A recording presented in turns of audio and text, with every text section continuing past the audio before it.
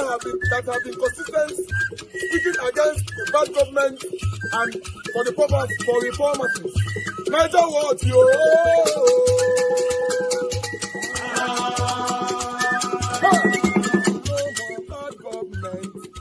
No more bad government. Niger what? No more bad government. Niger what? No more bad government. The only media that have been speaking. No more bad government. The voice of the voiceless. No more bad government.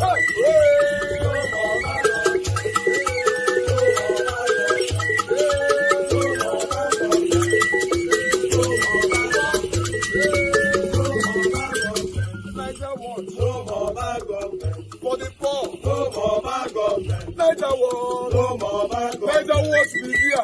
No more bad government. No more bad government. No more bad government. In Nigeria. No more bad government. No more bad government. No more bad government. The only media. No more bad government. The number one media in Nigeria. No more bad government. That have been speaking against government. No more bad government. Niger what? No more bad government.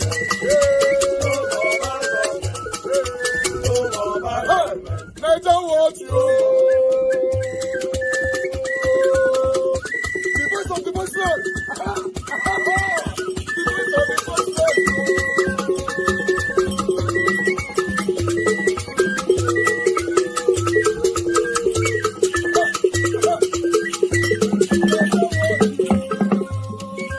Voice for the voiceless. Voice for the voiceless. Niger what media. Voice for the voiceless. Niger watch media. The only media that have been speaking against bad government. Being consistency since 1944. People, when I say he's a prophet, that's what do you call this thing now? Blasphemy to someone who is a Christian, because they believe he's God, he's the Son of God. I don't believe in that. So what that's why I always tell people, if you're going to be killing people for blasphemy, all of us will kill, all of us will be dead now. Nobody will be alive, because there are certain things that you hold there that for me, that's not the way it is. But the three religion, like you're talking about Jesus, that is our prophet Isa, you have the Moses, that is they end in Moses. We have all the same thing until it got to Moses. The Jews refused to believe in Jesus, and so it ended their own with Moses. But Christianity carried all their own and came to Jesus, and they ended their own with Jesus. They refused to believe in Prophet Muhammad sallallahu alaihi wasallam. And then for us as Muslims, we believe in all of it, and we got to Prophet Muhammad sallallahu alaihi wasallam. But the other ones, like in our place, we say Prophet Isa alayhi salam and Prophet Musa alayhi salam. So it ends in that way. They don't believe. So that's the thing. So for you to be saying Judeo-Christian, now you they talk that one, because as far as the Jews is concerned, there's nothing that Judeo-Christian. It's Judaism or nothing. But anyway, it is a message that he said. He said your bold declaration on October 31st, 2025, that the United States is prepared to act militarily and court aid if Nigeria fails to protect its Christian population, ignited hope in the hearts of millions who have been abandoned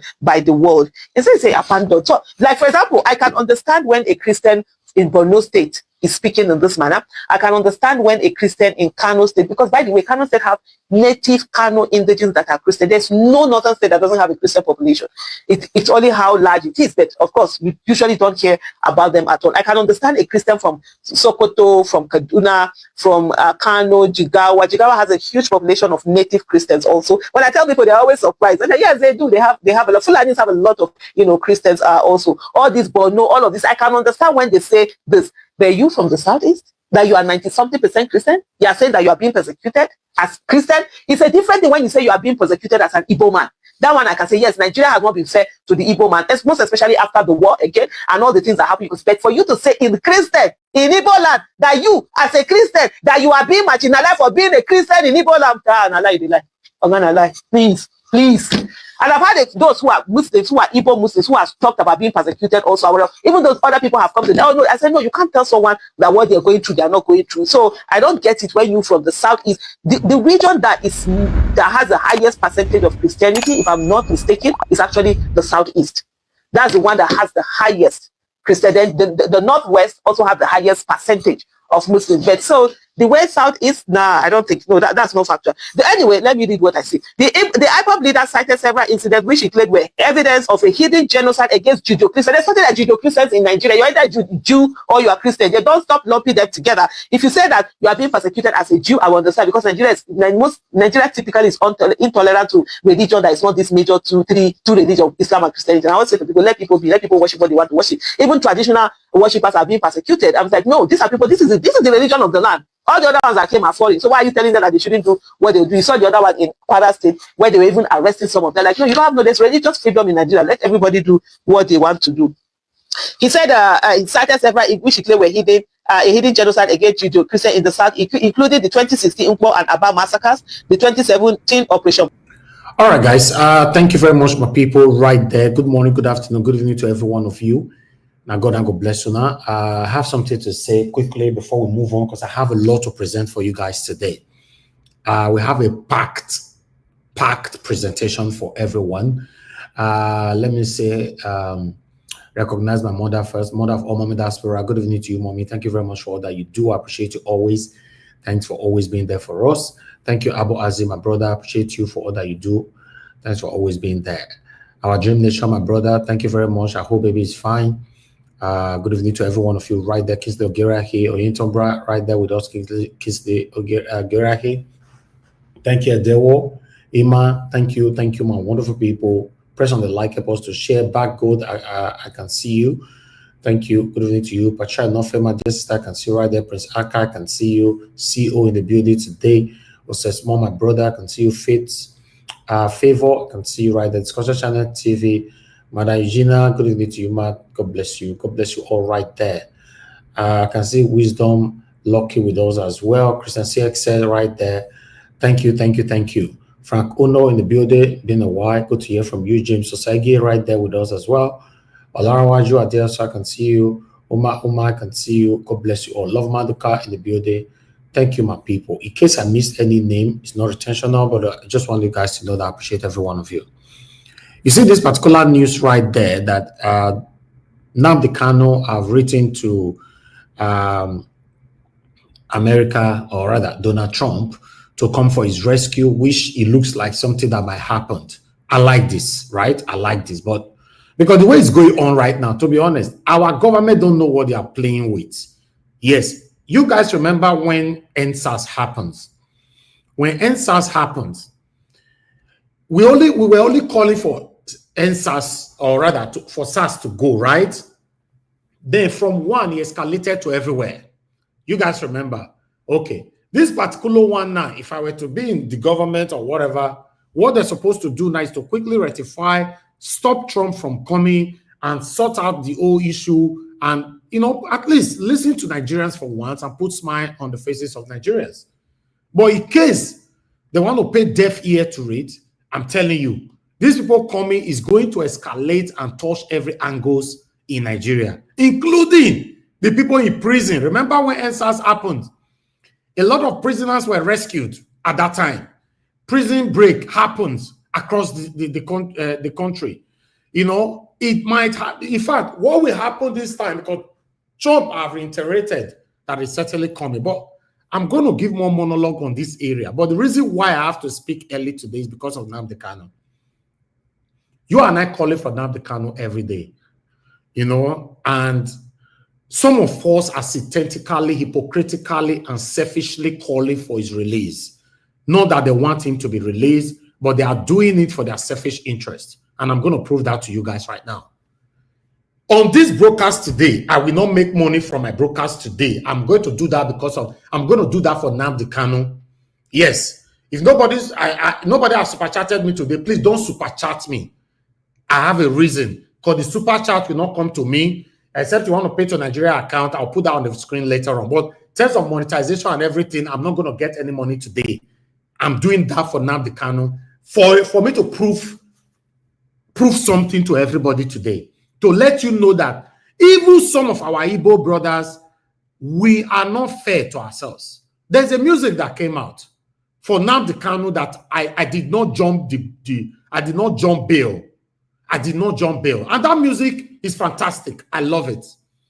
We have a software we use to check music and some other videos to know if you have copyright on it. And I put that music through copyright, and they have loss of copyright, and it indicated that the music is made purposely to make money, not for Nnamdi Kanu to be released. I'm going to play that music right now. That means immediately I play that music, anything given to this platform today will go to that person that owned that music. But that's fine. I don't mind. Don't, if possible, don't give nothing today. Don't worry. But I want to deliberately play this music. See how beautiful is this music. We redesigned this music, everything. In fact, I wanted to be playing this music every day. Because what you need for Nnamdi Kanu to be released is by your voice to go far. I don't know why any Igbo person or anybody, it's just like during the time of presidential election 2023. Some people were saying Peter Obi, Peter Obi. Many of their videos or music, they put a copyright on it. Tell me if that is not selfishness. A music that's supposed to go far for people to know who to vote for. You put a copyright on it. That means you don't really want him to win. The same thing this person did here. I want us to listen to this beautiful music. Despite that, what they did on it doesn't make the music bad. I love it. And everything you are seeing on this music, I designed it. I put Nnamdi Kanu's video on it. In fact, everything I did all. But it will be my first time of playing this music today, and it will be my last time I will ever play it. That's why I said I'm sacrificing today. Whatever we are making from YouTube to everything, we go to these people. But I just wanted to prove a point that how can you be advocating for somebody to be released, then you put a copyright on your music? Oh God, you are wicked. Listen, they have no case against me. They have no case against me, and they know. I did not jump. This was, I wrote to these guys. You know, I wrote to them, and I said, because normally, as you and I know, that in 2022, 2023, you know, all the dingos and music, most of the dingos and music that were released for Peter Obi at that time were copyrighted. I complained on this platform, and many of you can testify to it. Now, on this one, I wrote this one to them this afternoon, or rather this morning. I said, hello, guys. I just tried this wonderful audio on my channel, and I noticed you applied a copyright to it. My channel is one of the most consistent platforms advocating for Nnamdi Kanu's release.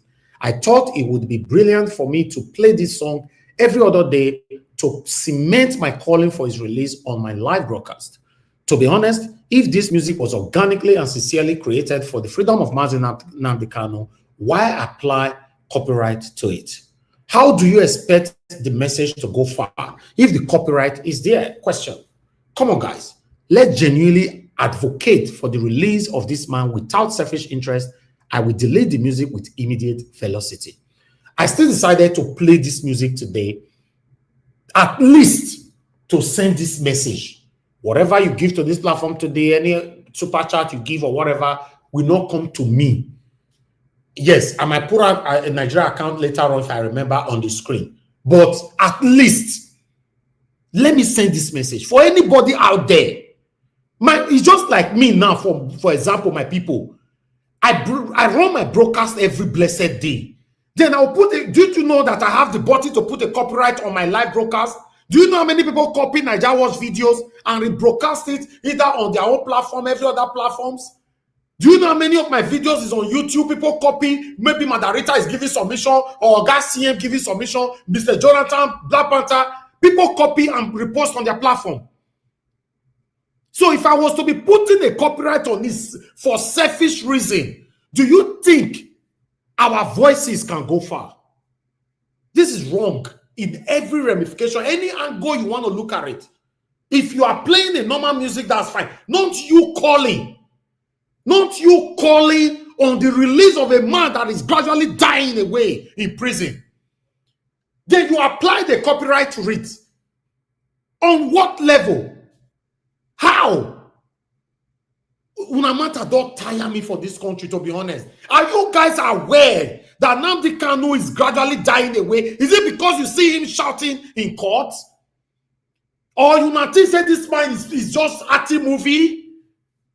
Are you deaf or blind? Seeing the Nigerian government having a meeting with terrorists in Nigeria and they refuse to let this man go? The only way we can call their attention is that through music, through advocacy, through this verbal communication, and otherwise. Why must you apply a copyright to any kind of expression like this? It's very, very unfortunate. Very, very unfortunate. Okay, look now. Everybody that will play this, because the music is wonderful. Anybody that will play this music now, these guys will be collecting money from this person. It's sickening. And people used to doing this thing, especially during the time of campaign. They will apply copyright to any music, any music you want to play to campaign for someone that is running for presidency. It happens during the time of Peter Obi. I'm not sure people did it to Tinubu, people that were campaigning for Tinubu. I'm not sure, although I did not play their music one day here. But I'm not sure because I've not seen anyone who came out to complain. It's very unfortunate. When I say that music is sweet, right? Unfortunately, we cannot play it further. This is the only day we play it and sacrifice all our earnings for today for that music. May they take and go, but at least I've passed my message. At least I've passed my message. Someone that just wrote a letter now to Donald Trump, made me come rescue and say they die. Your music would have gone far for this man. At least you go carry copyright for there. And you want to eat your bread and beans. That's your problem right now. That's your problem. Everything we want to make money. There's nothing wrong in making money. I have the button to apply copyright to all my content. I've never done it for over a decade of my career. I've never one day put a copyright on my content, on my videos. I've never sent a strike or accused any YouTuber that why did you touch my video? I have never. Because at the end of the day, why are we here? We are here sending message to our government to do the right thing. Then if I apply the copyright to it, that means now only me and the people listening to me here and I go listen. If you go to the B platform, there's no need. It's crazy. In fact, I'm very, very upset because I was happy that Nnamdi Kanu have stepped forward to write a letter to America and all that. Then this is crazy. And people, I'd like us to move on. I appreciate every one of you right there. Good morning, good afternoon, good evening to every one of you. United States, where President Donald Trump has doubled down on his claims of a Christian genocide in Nigeria. Well, in a new video released by the White House media team on Wednesday, Trump reiterated his stance that Christianity is facing an existential threat and vowed to defend Christians in Nigeria. Let's take a look. Christianity is facing an existential threat in Nigeria. Thousands and thousands of Christians are being killed. Radical Islamists are responsible for this mass slaughter. I am hereby making Nigeria a country of particular concern. That's a legal definition. When the Christians or any such group is slaughtered, like is happening in Nigeria, 3,100 versus 4,476 worldwide. What horrible numbers. Something has to be done. I am asking Congressman Riley Moore, together with Chairman Tom Cole and the House Appropriations Committee, to immediately look into this matter and to report back to me. And I mean, like, immediately. We're going to do things to Nigeria that Nigeria is not going to be happy about and may very well go into that now disgraced country, guns a-blazing, to completely wipe out the Islamic terrorists who are committing these horrible, horrible atrocities. I'm hereby instructing our Department of War to prepare for possible action. If we attack, it will be fast, vicious, and sweet, just like the terrorist thugs attack our cherished Christians. The United States cannot stand by while such atrocities are happening in Nigeria and numerous other countries. It's not only Nigeria, it's all over. We stand ready, willing, and able to save our great Christian population around the world. This is not going to happen. The killing of Christians is not going to happen. Well, this latest statement by Trump suggests that his administration remains unconvinced by Nigerian rebuttals and may proceed with threatened sanctions or even military actions. Well, Ted Cruz has been talking, and I'll read his post on X yesterday. It reads, Joe Biden turned a blind eye while radical Islamic terrorists slaughtered Christians in Nigeria. I am very grateful to President Trump for designating it a country of particular concern. Now, we should take the next step and hold Nigerian officials accountable. I intend to be very explicit about who they are in the coming days and weeks. Meanwhile, the federal government of Nigeria, during a press conference in Abuja on Wednesday, accused foreign lobbyists of fueling the narrative of a Christian genocide in Nigeria. The Minister of Information and National Orientation, Mohammed Idris, stated that government findings point to a network of external actors, particularly in the United States, deliberately promoting divisive and misleading portrayals of Nigeria's security challenges. Idris emphasized that while the administration recognizes insecurity has affected many communities, there is no evidence supporting claims of systematic targeting of any religious groups. Let's take a look. We can say that, for example, Nigerian government has been able to have a correlation between some of these lobbies operating especially in the United States of America and the activities here. We have seen, and it's matter of public record. If you go to the records of the United States, there is what is called the Foreign Agents Registration Act. It is clear there. You have seen that some of the influencers of these criminal activities have direct relationship with lobbyists in the US who have direct relationship with some of the people who are shouting about this issue outside this country. Well, guys, this federal government's allegation of foreign lobbying adds, another dimension to the genocide debate. He's suggesting that, external interests may be manipulating Nigeria's internal security narrative for undisclosed purposes. In the same vein, senior advocate of Nigeria, Femi Falana, accused Donald Trump of lying to the world over allegations of Christian genocide in Nigeria while speaking on live television. The human rights lawyer strongly rejected Trump's claims, stating that Trump lied without any evidence to back it up. Let's take a look. Now, I'm going to look at the problems from the human rights perspective, not a diplomat. And my own position is that Mr. Trump has lied to the whole world by alleging Christian genocide in Nigeria. So it's a lie without any evidence to back it up. Now, he said about 3,100 people have been killed, Christians have been killed in Nigeria. It's unfortunate and nobody can support even the killing of a citizen of this country. Well, Falana now joins other prominent figures to reject the genocide. At least you all can see now that Falana has finally unmasked himself. It's obvious now that this man has finally unmasked himself. It's very unfortunate. Falana is calling Trump to give evidence that Christians are really being killed in Nigeria. Side narrative. Before I come to you, I'll take this.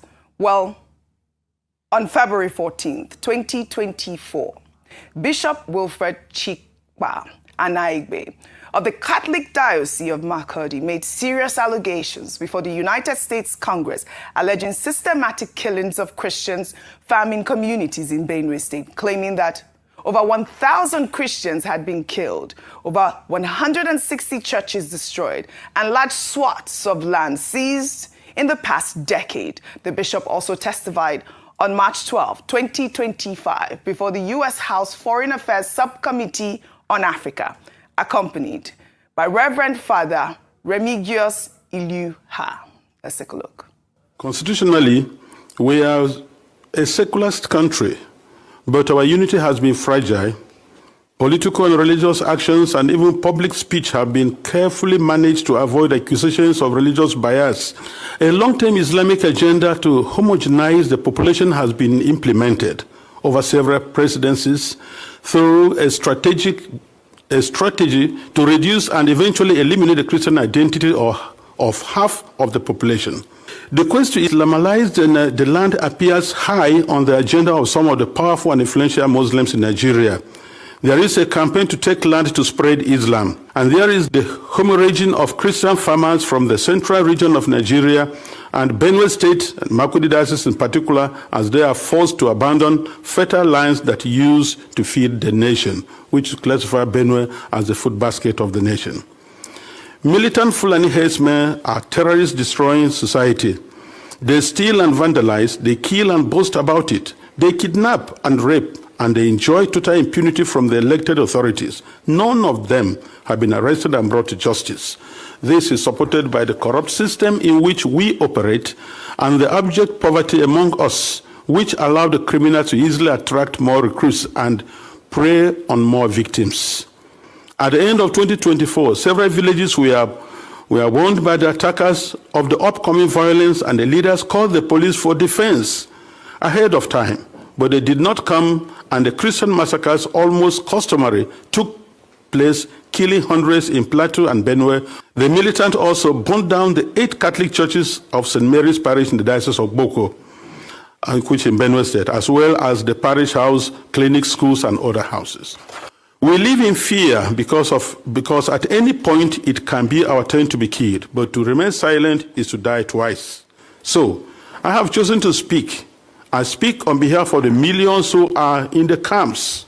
I speak on behalf of those whose loved ones have been killed, but no one has even offered a word of consolation to them. I speak on behalf of the thousands of young girls who have been adopted and raped because no one, not even the media, mentions them anymore. Foremost, I speak on behalf of my flock who are unable to worship freely and unable to return to their ancestral farms and homes because that land has been ruthlessly taken from them by the armed herdsmen. I request and I plead, I ask you to redesignate Nigeria as a country of particular concern. The bishop there requesting for Nigeria to be redesignated as a country of particular concern. Well, the bishop's testimony highlights the deep contested narrative around religious violence in Nigeria. The bishop called for Nigeria as a country of particular concern. This was actually 2024, if I'm not mistaken.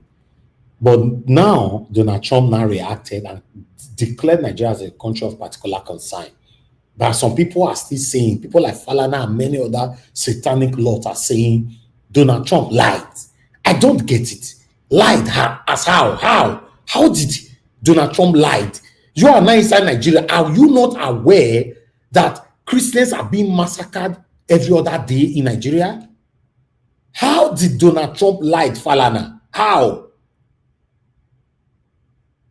While the bishop presents specific allegations of systematic targeting, government officials maintain that terrorism affects all Nigerians regardless of faith. This leaves international observers to navigate the competing accounts of Nigeria's complex security challenges. And Rufai, so we've seen the bishop here and, other senators in America and, journalists across the globe submitting these sort of reports of what the bishop had described as a cleansing of Christians in the farmlands in his area. You heard him cry out. And we've seen these reports reverberate across the world right now after Trump's single. Where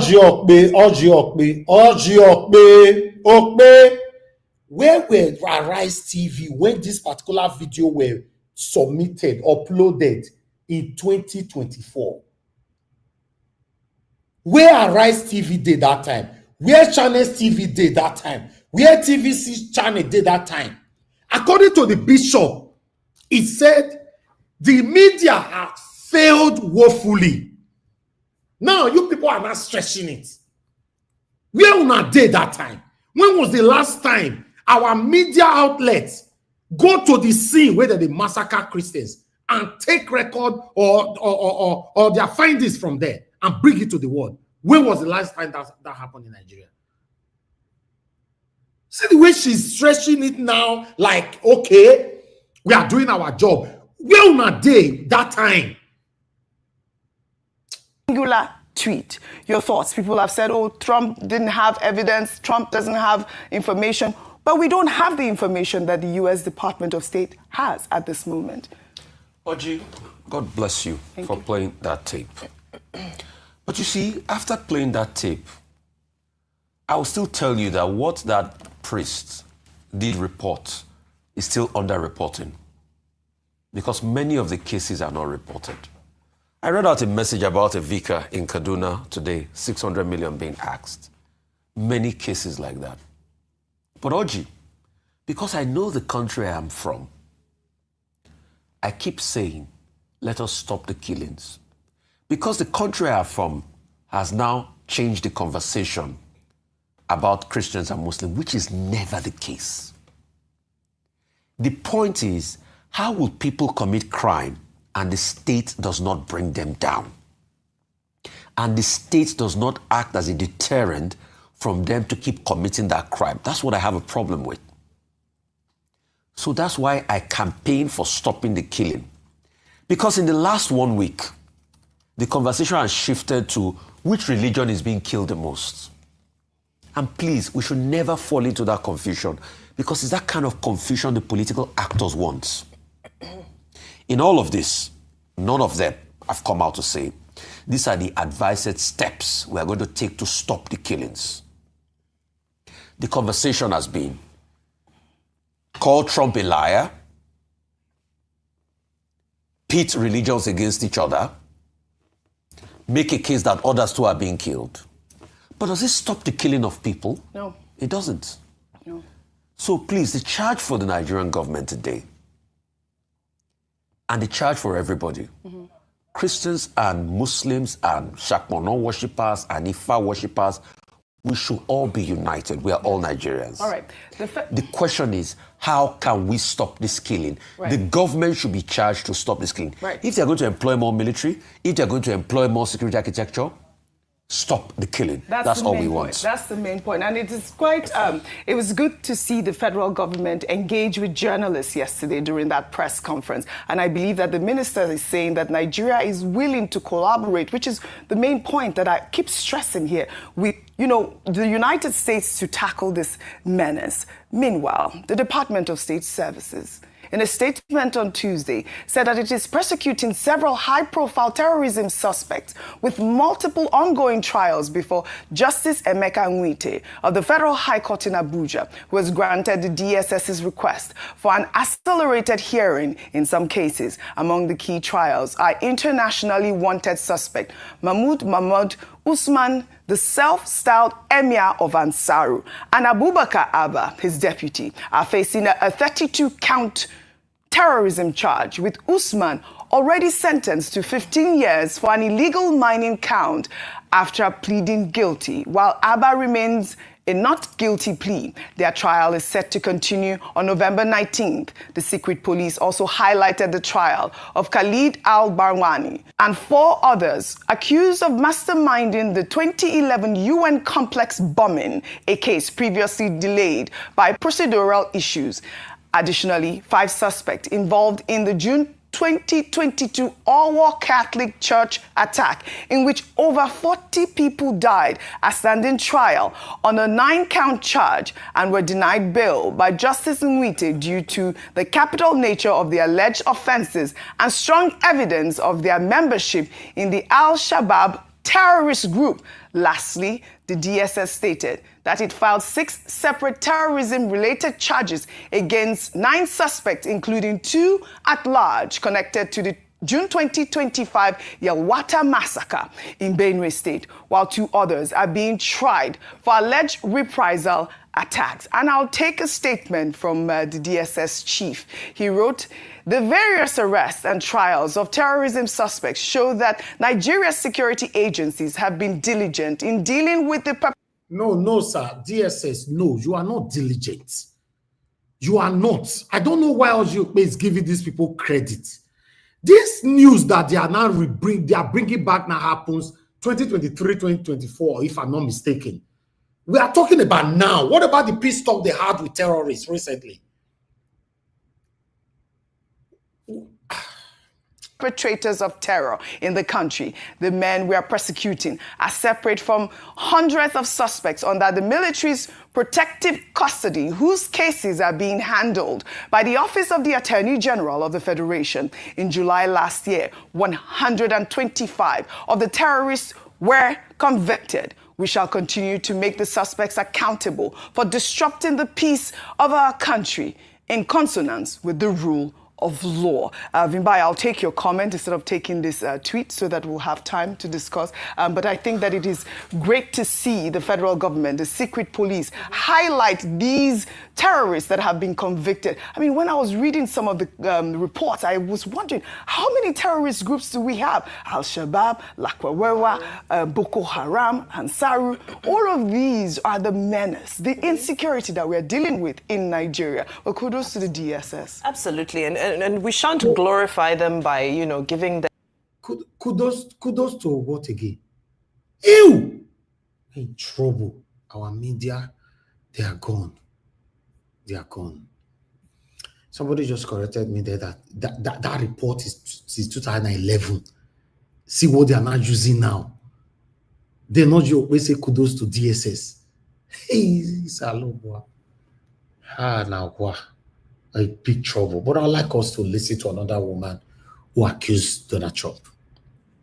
It is so much to ignore, but to have one president just wake up one day without even engaging our president on this, no phone calls. Who even says that we have treaties that permits the US to come into our country unaided without permission? Are we not a sovereign nation anymore? That was the question. The fact that we do not have their military might doesn't give US that right to just declare war on our land. How sincere are they? Are they truly fighting for a group of people marginalized? Is it today that we have been calling for marginalized people? Did the US not rescue their own team in Borno?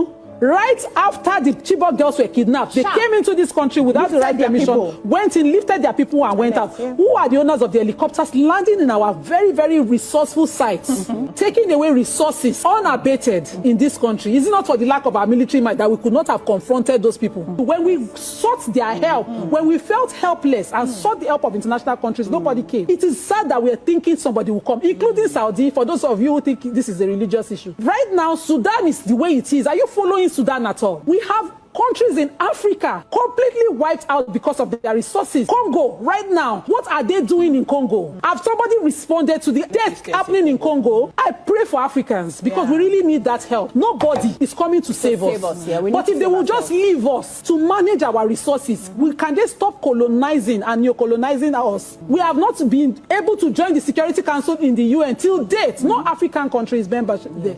Every year at the General Assembly, we have African countries showing up asking because we want to truly be sovereign. Okay, now, una hear wetin that woman they talk, right? But I would like us to listen to international bodies now. Let's start from here. That there is Nigerian government complicity with these attacks. You saw some of our journalists in the documentary.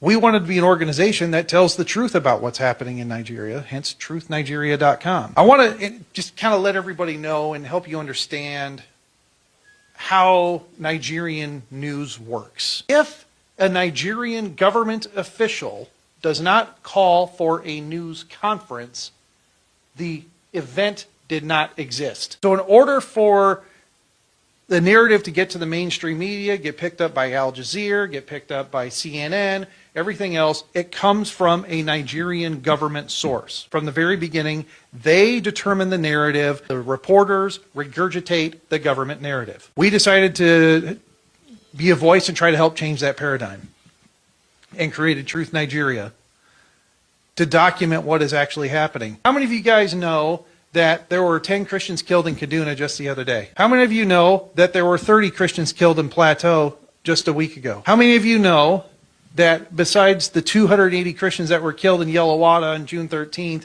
we are now about over 500 Christians that have been killed total since Yellowwater? No one knows. The media is not reporting it. Well, that's why we formed Truth Nigeria, to talk about what is going on. But also, what we pointed out in the documentary that I'd like everybody to realize is that Truth Nigeria had information that the attack on Yellowwater was going to occur 3 weeks before the attack happened. Now, when we get a terror alert, we find information, we know attacks are going to occur, our method is we issue a terror alert on our website, truthnigeria.com, but we also immediately call the local authorities. We notify the Nigerian military, the DSS, the Nigerian government to let them know this is what we found out, this is our intelligence. Now, a day before the attack,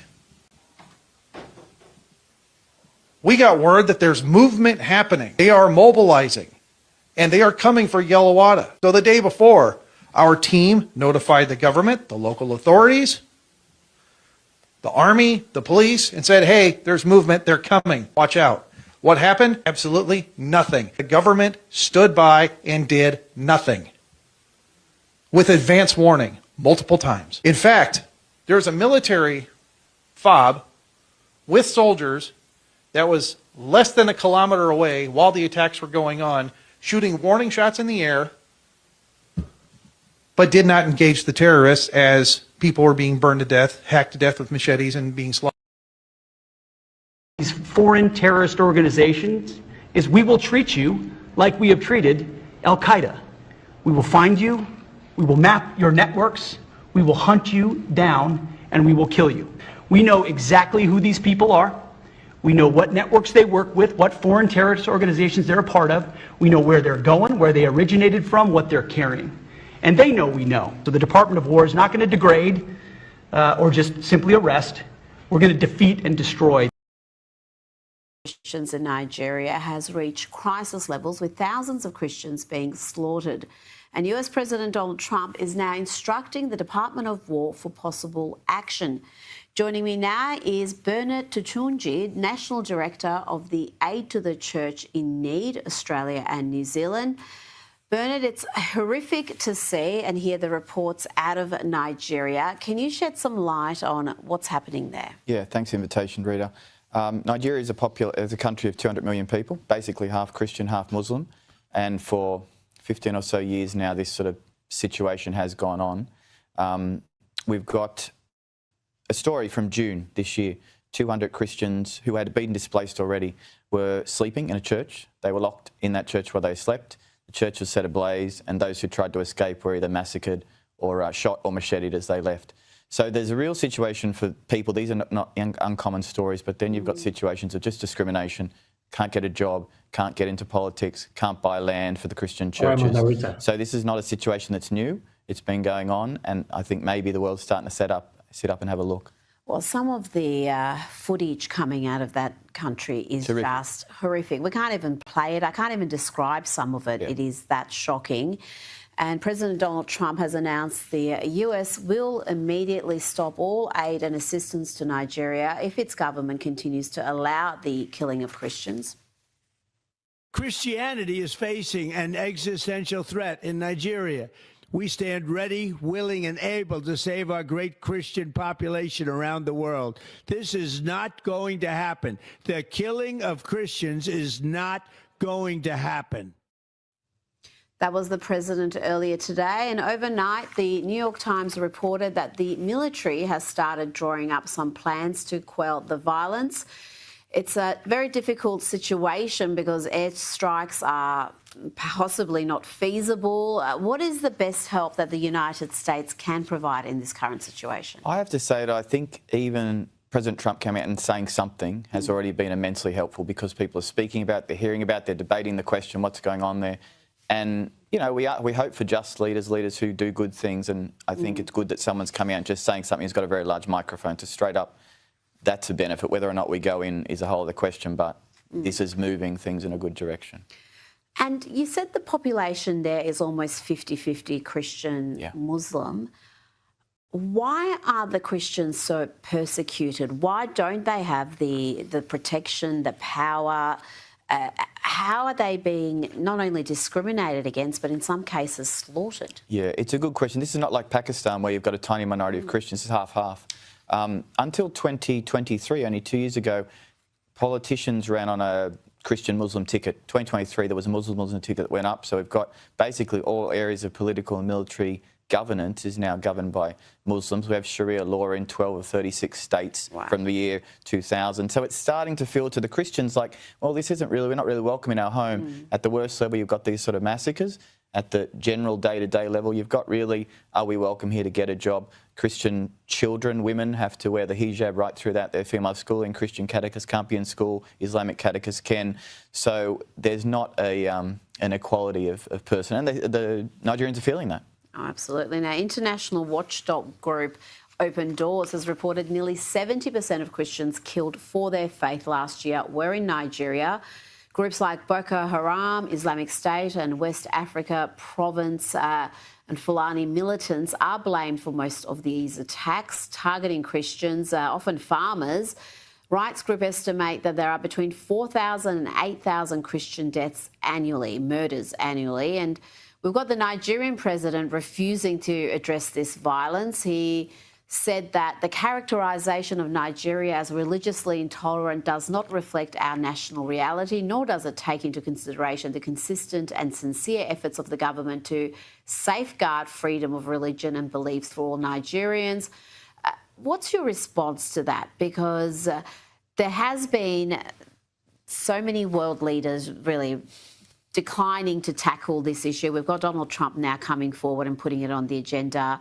But where has the UN been? Where has the Pope been? Where has been the international attention on this issue? No one seems to want to put their finger in it. For whatever reason, it's very complex. It's not just simply Christians and Muslims. There's a whole raft of things. But you're talking now 60 to 100,000 people that have died in the last decade. That's not just farmers fighting over land. There's something deeper there. I mean, the president came out, he said what he said.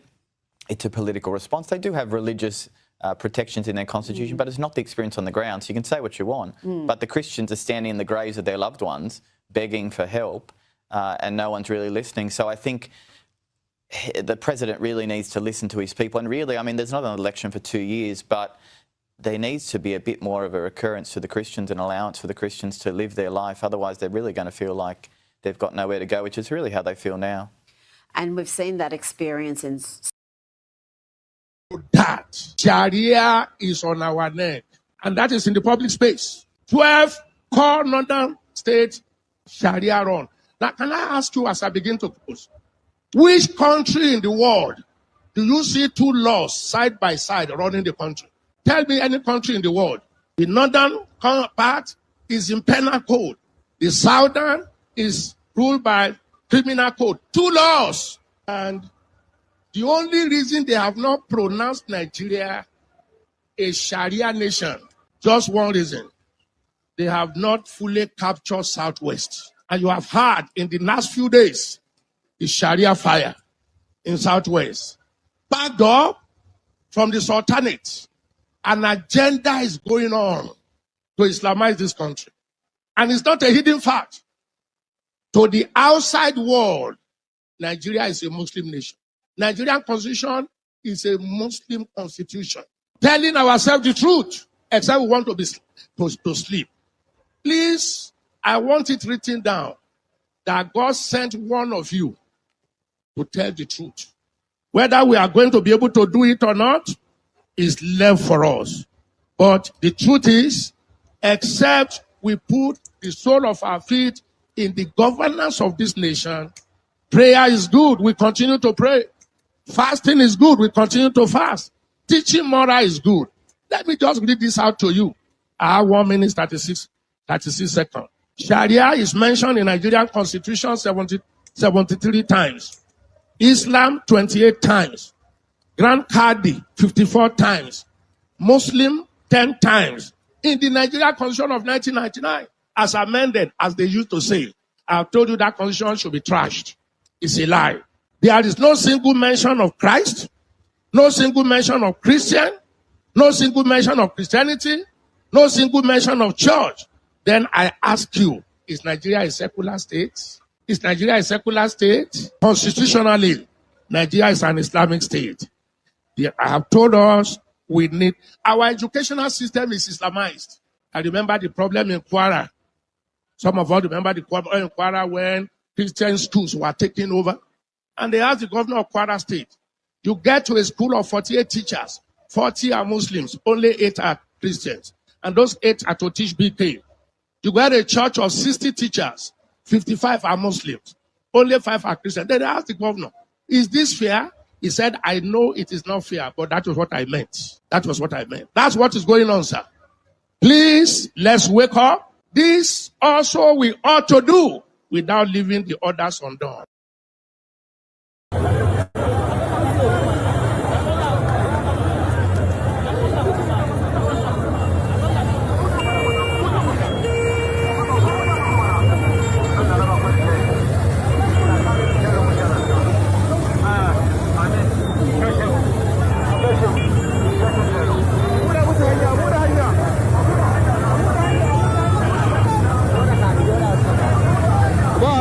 hankali yawa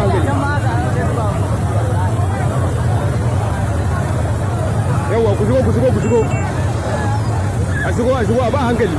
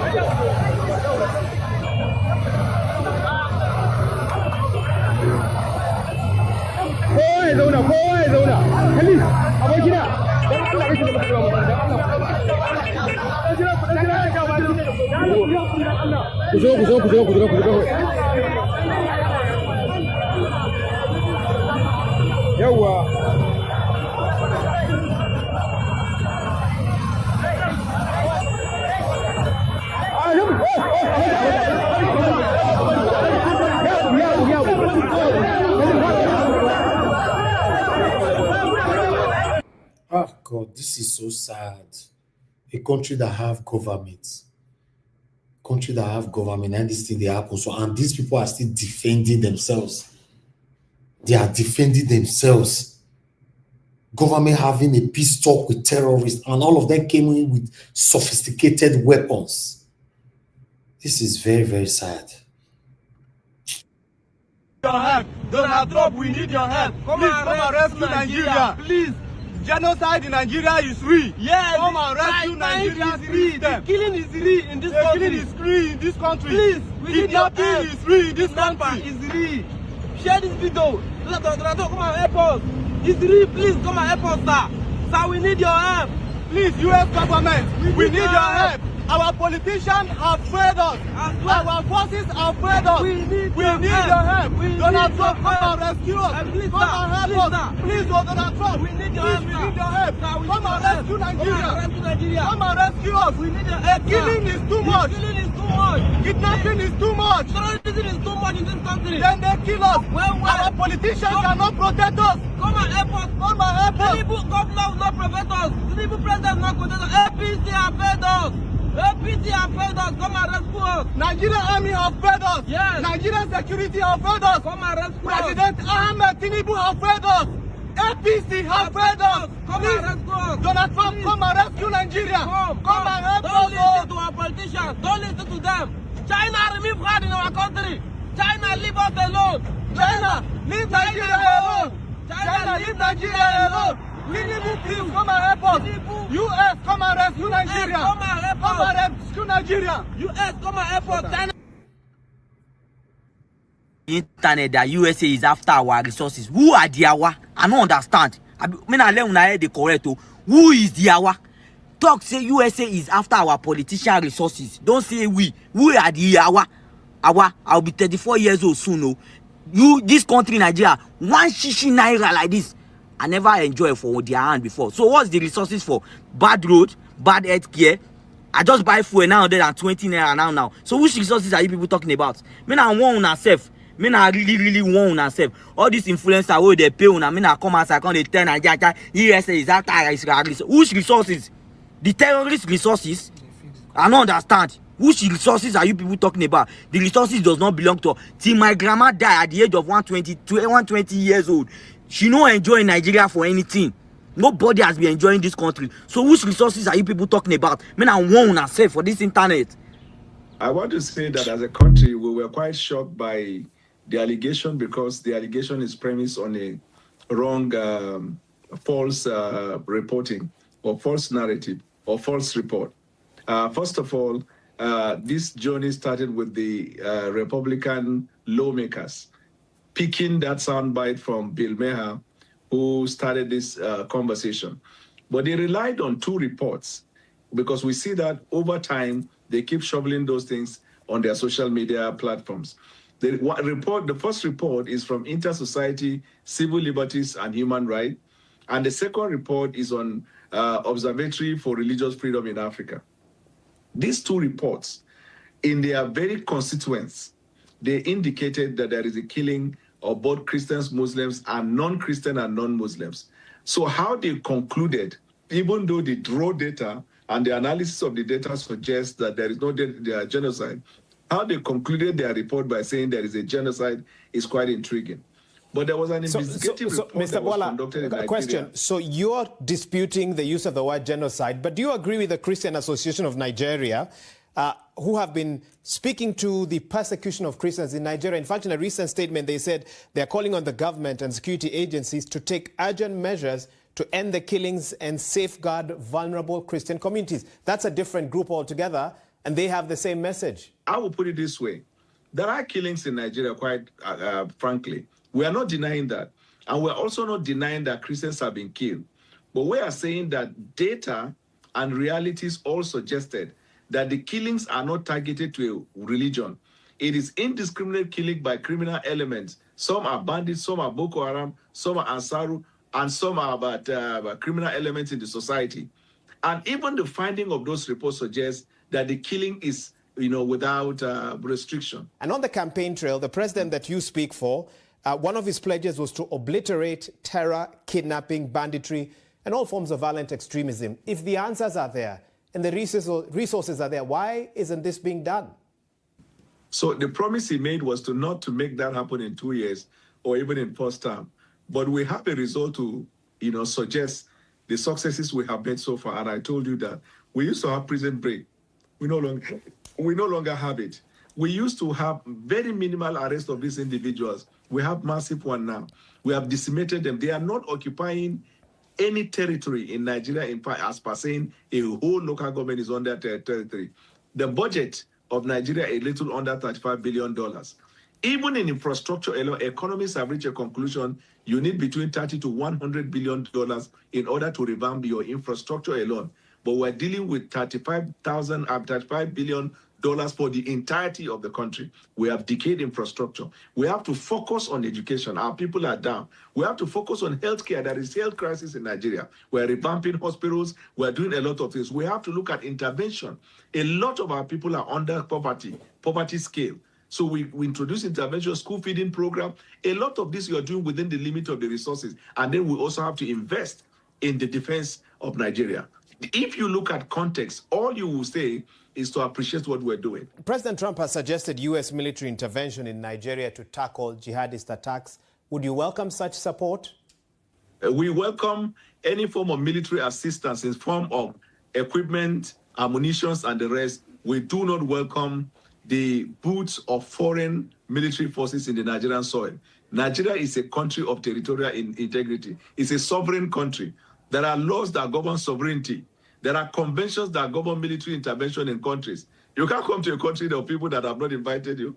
And even the application of the relevant laws in the United States that gives the U.S. government the power to intervene in countries all over the world where the national security of America is threatened, that same provision of that law relates to dealing with countries that are hostile to America. Nigeria is a partner, it's not a hostile country.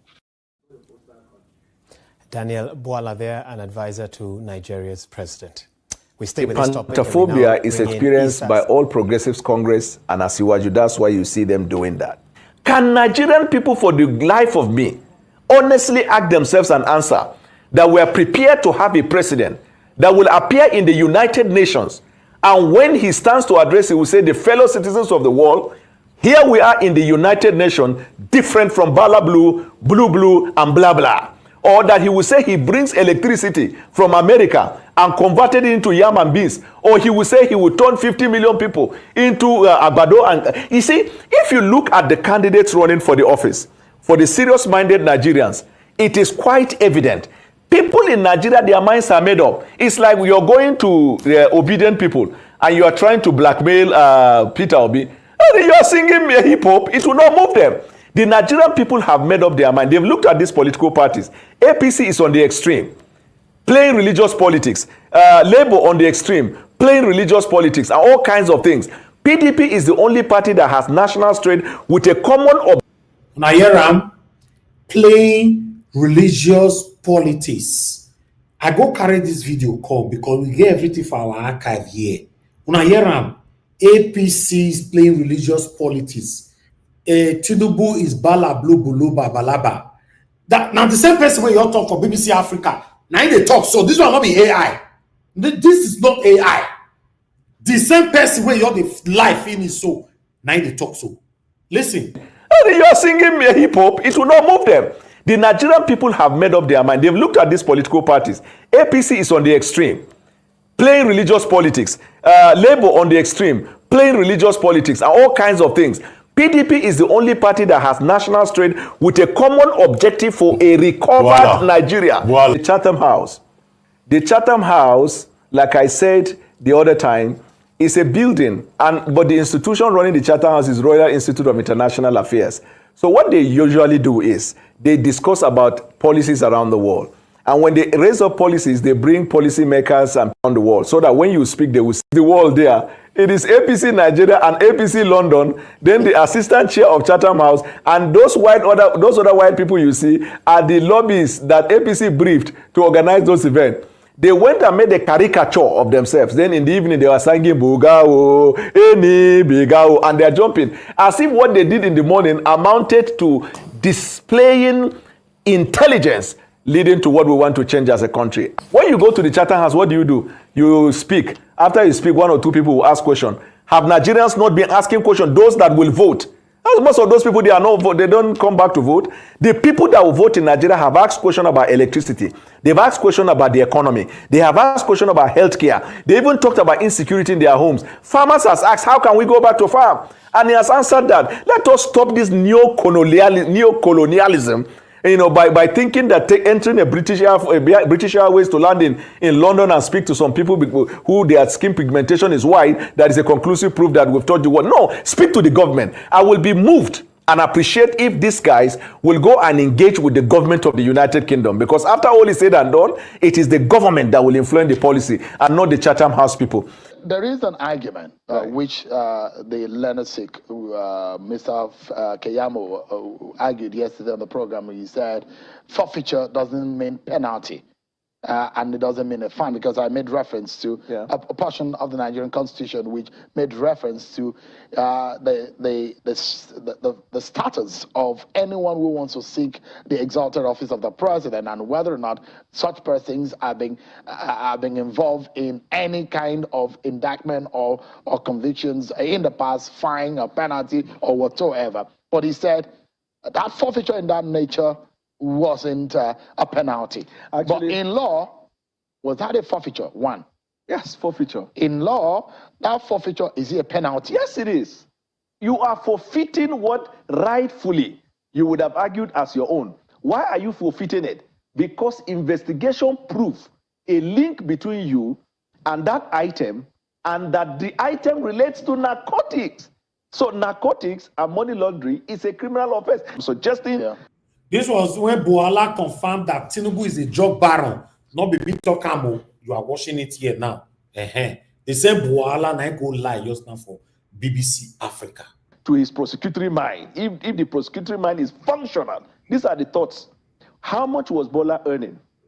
How much he was earning, even if you multiply it by a number of years, the prosecutor will say, is it enough to have that large sum of money around that time? So you're raising this matter on the answer that needs to be gotten from the APC and the presidential candidate on where the source of that money, isn't it? For the Nigerian people, the question is not just about the source is important, but for the Nigerian people is there is still a cloud around drug-related offenses and drug-related activity with somebody who wants to be the #1 citizen of the country. And I will tell you why. Because if you look at opium in Nigeria, very recently you saw the massive busting of cocaine in Nigeria. This idea of drugs and narcotics is a terrible case all over the world.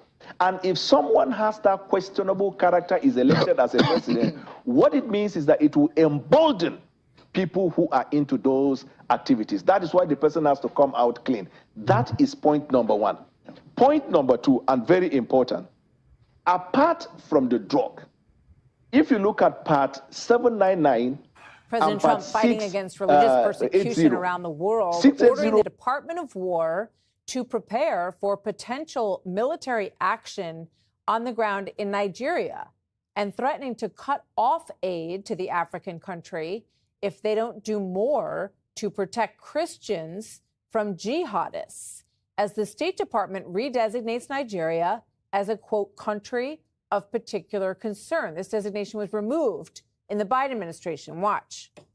If the Nigerian government continues to allow the killing of Christians, the United States will immediately stop all aid and assistance to Nigeria and may take action to wipe out the Islamic terrorists who are committing these horrible atrocities, especially against innocent women and children. I don't have any further announcements on that for you today, but I can assure you the President of the United States is watching this situation unfold very closely, as is our Secretary of State, Marco Rubio.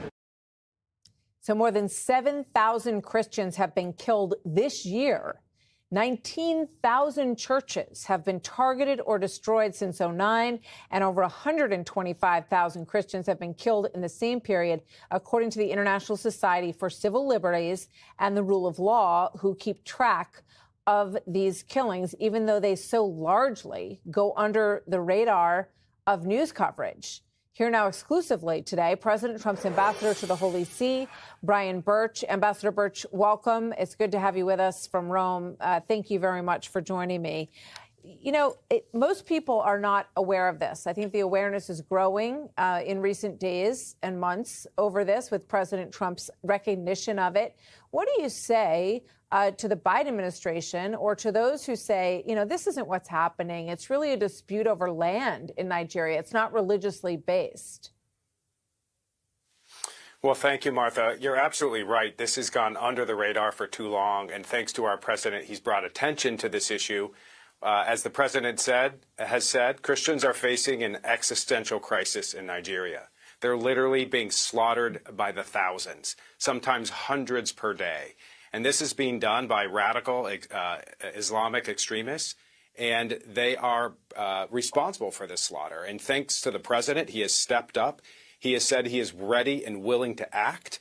The United States will not stand by and watch the slaughter of thousands of Christians in this country. And the Nigerian government has a responsibility to protect its citizens. And thanks to the United States, we recognize that religious freedom is a cornerstone of human dignity, and this is a foundational element of our foreign policy.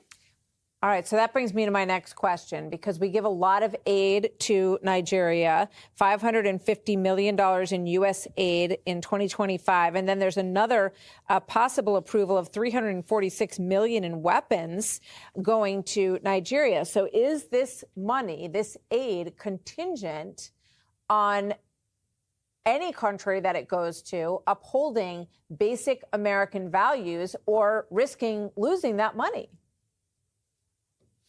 Well, you're right. This is exactly why this designation is so important and why the president made this decision, is that because they have now been designated a country of particular concern, foreign assistance, weapons, all sorts of support, sanctions, everything is on the table, including military action, as the president has said. But this is not an effort to try to isolate or threaten the Nigerian regime. This is an effort to call them to their responsibility that they have to their citizens, to protect people of faith, to protect religious minorities. This includes Muslims, by the way. There are peaceful Muslims in this country as well. But these Islamic extremists are weaponizing religion to justify terror, and it needs to stop right now. So what is Pope Leo's take on this with regard to President Trump saying that he would consider military action against these groups that are killing Christians? Well, the Pope spoke out this summer, specifically when there was a large massacre where several hundred were killed in a single day. He called for prayers. He prayed for them. And when the Pope speaks, as you know, the world listens. And that compassion means something. I think the Vatican has sought to kind of reduce tensions here, to try to turn down the temperature. They have pointed out that this has multiple causes. There's economic, there's fights over land, there's corruption. But there is no mistaking that Christians are being targeted because of their beliefs. And the Vatican cares deeply about religious freedom as well. There's not a meeting that I am in where the question of religious freedom is not raised here in Rome. Whether it's in the Middle East, whether it's in Europe, Central, South America, this is a very significant issue for the Vatican and the United States. Well, you have a very interesting position as ambassador to the Holy See and the first American Pope in Rome. So we hope to hear a lot more from you. Ambassador Birch, thank you. You cannot take control of this disaster going on in your country. If you cannot eradicate this madness that's been going on for 16 years, we are going to come in and take out these terrorists ourselves. Was automatically turned to, we are going to invade your country. You see how the media runs narrative.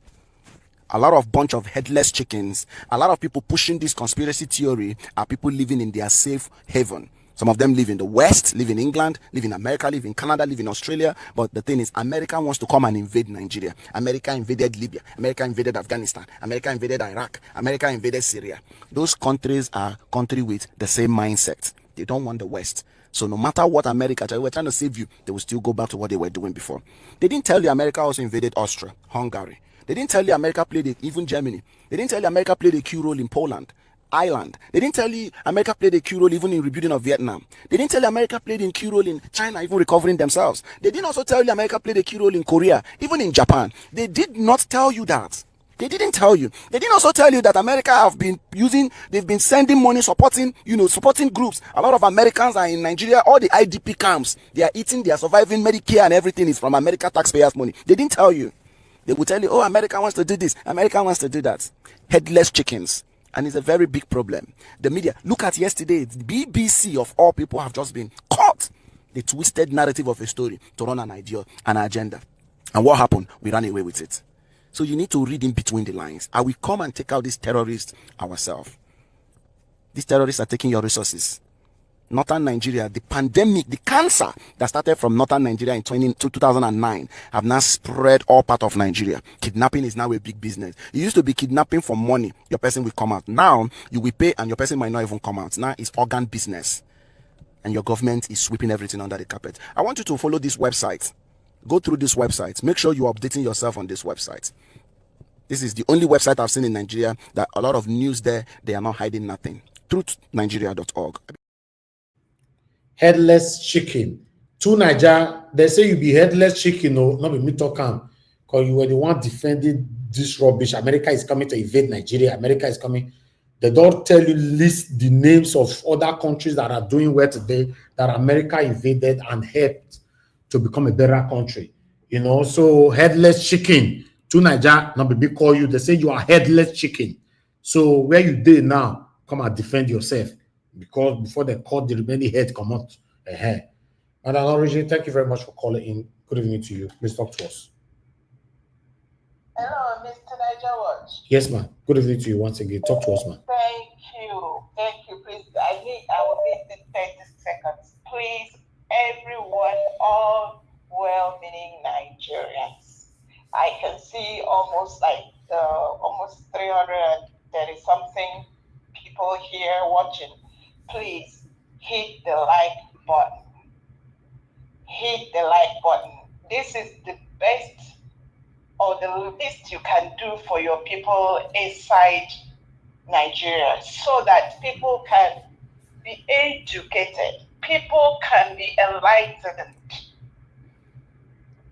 Because I said this, I greet you, Mommy Diaspora. I'll never forget to greet you, wonderful woman, coming here every day to support. To be human.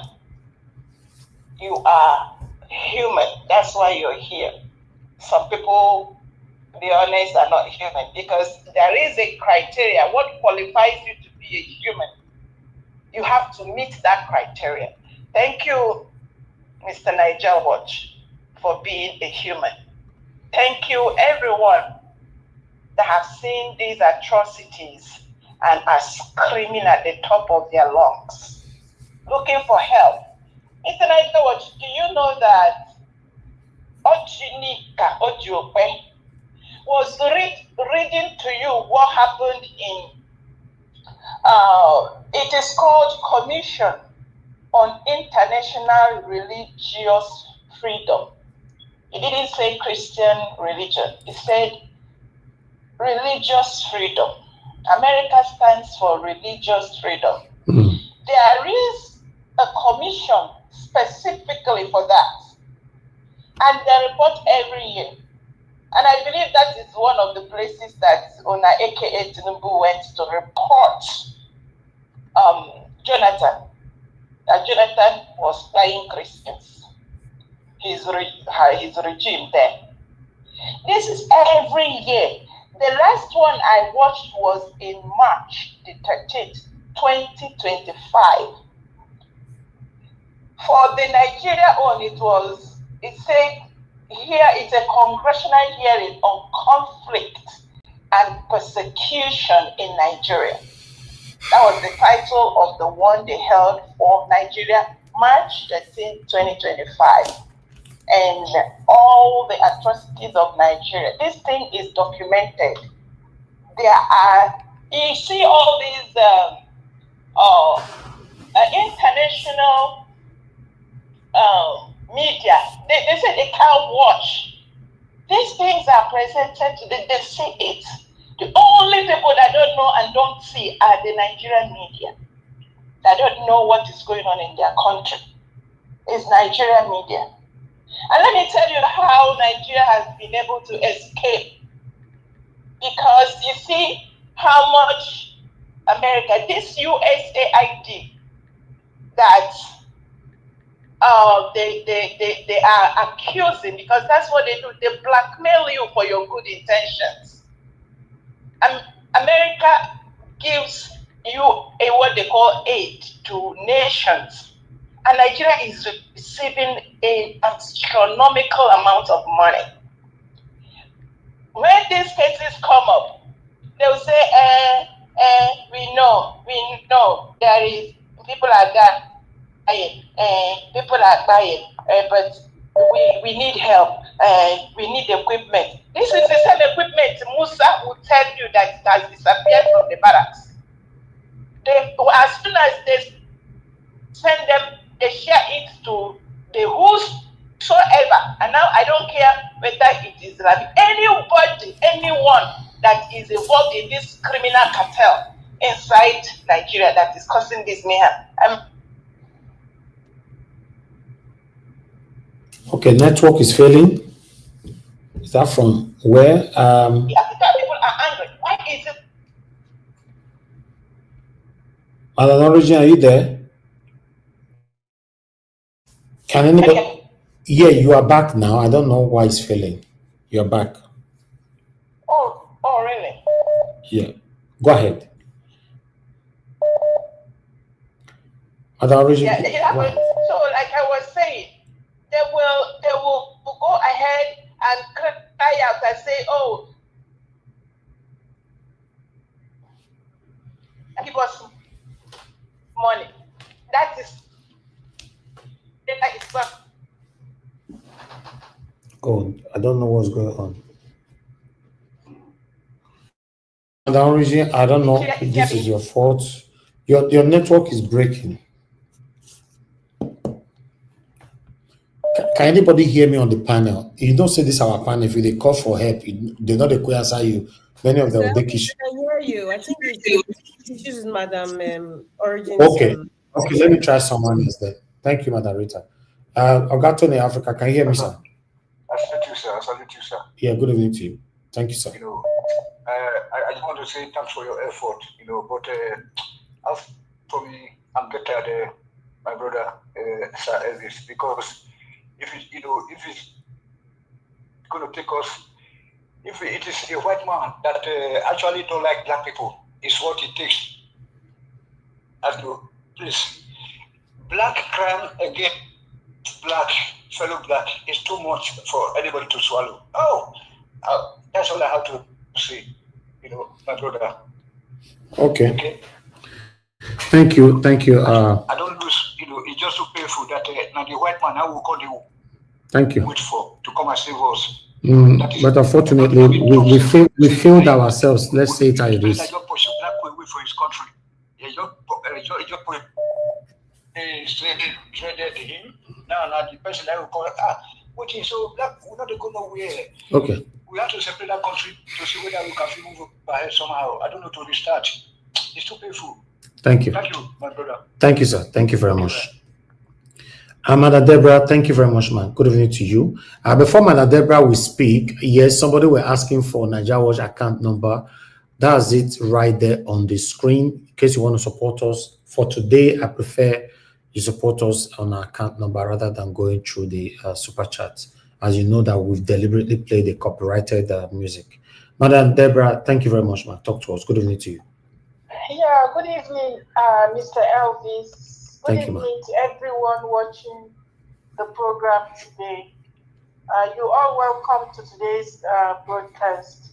So let me first of all start by speaking on all those headless chickens that have been coming out, running their mouths. Imagine Mr. Falana, you see, this whole thing is exposing all the hypocrisy and people are beginning to come out to really expose themselves.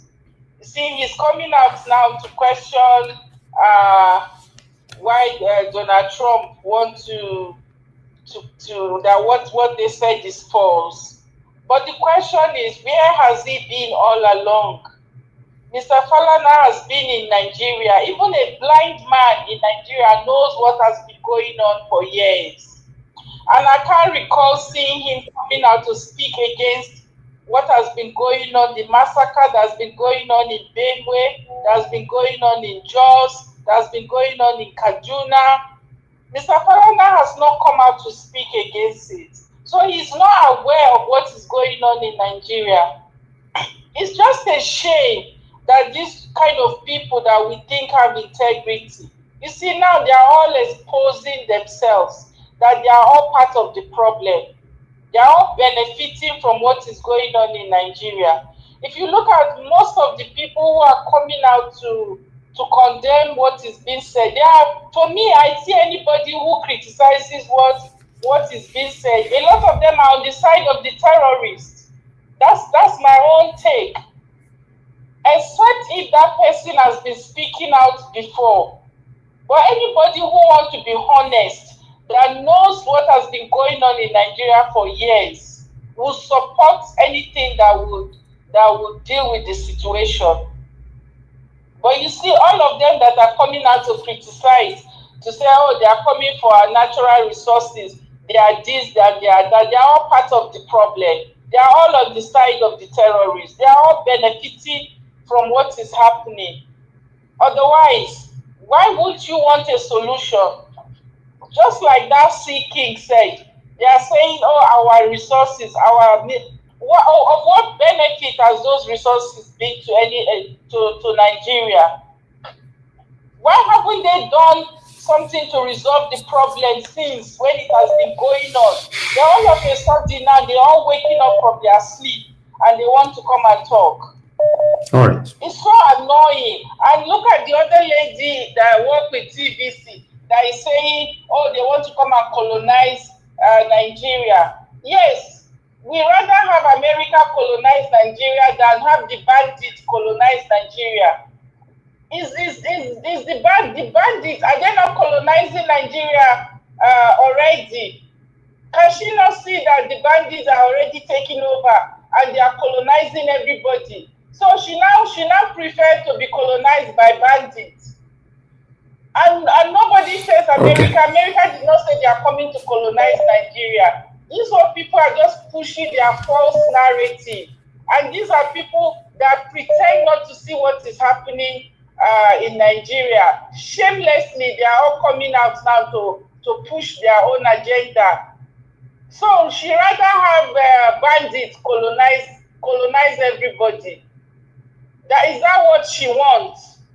Maybe that's what she prefers. But we don't want to be colonized by bandits and Fulani terrorists. In anywhere that help is going to come from, whether they like it or not, help will come, regardless of the agenda that they pushed. Very shameless people. Thank you. Thank you very much, so ma'am. much, Mr. Elvis. God bless you, ma'am. Thank you, you ma'am. for the good work that you're doing. Yes, ma'am. Thank you, sir. Okay, Mr. Paul, thanks for calling in, sir. Talk to us. Hello. Yes, sir. Good evening to you. Mr. Paul, there's so much noise on your background. You know I don't entertain things like that. I'm sorry, it's not already. Good evening. Good evening, sir. Go ahead. Talk to us. Yes, Master, good evening. Good evening. Thank you, all the whole panelists.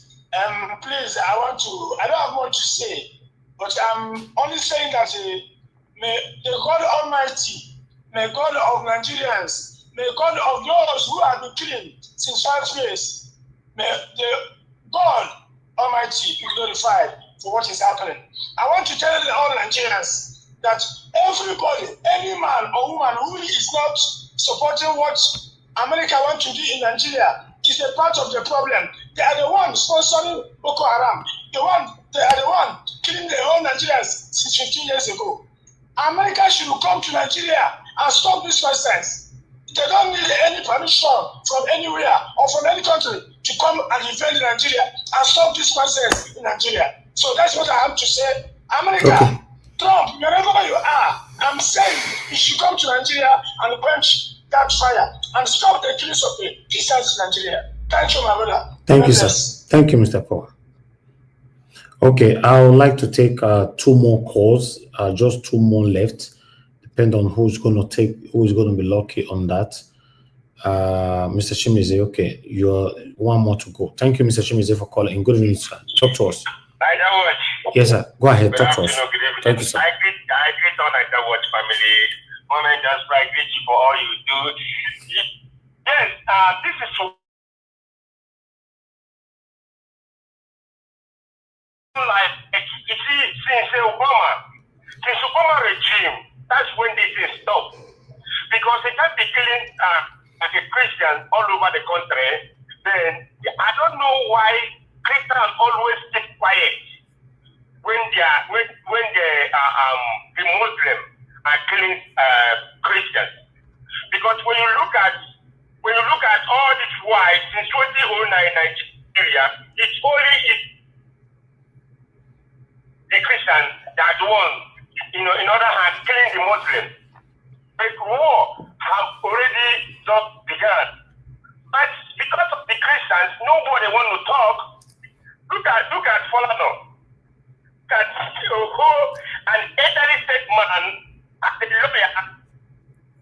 He just saying something like, I was so annoyed today when he was saying, oh, there is no evidence, that why would you say something like that? Is it because these killings haven't touched you? Can you see the numbers? Is it 130,000 naira or 130,000 or 130,000 dollars? This is human being. This is human being. Can't feel remorse that this is human being they killed because of the what? Because of their stupid religion. Because I call it stupid religion. No religion will say, kill this person so that it is over. See, we get to this world, we see Muslims, we see Christians, we see Buddhists, we see all kind of traditional, all kind of churches. God the one he wants to do. The one he feel that this one I belong to it. Then he go for it. That now go and killing Christians and Nigerian people that even the media. They will choose what they want to say and say that one and leave the rest. Okay. And when it comes up now, then they start crying. So, Trump is coming. Let Trump come. Because Trump can never give Nigeria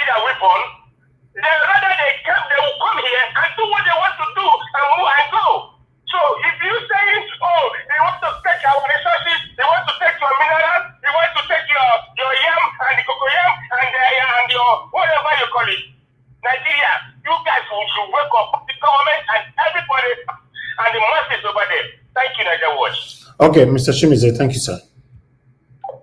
All right, callers, thank you very much. We've been on air presenting and giving submission for almost 2 hours now. So it's time for us to hear from our panelists.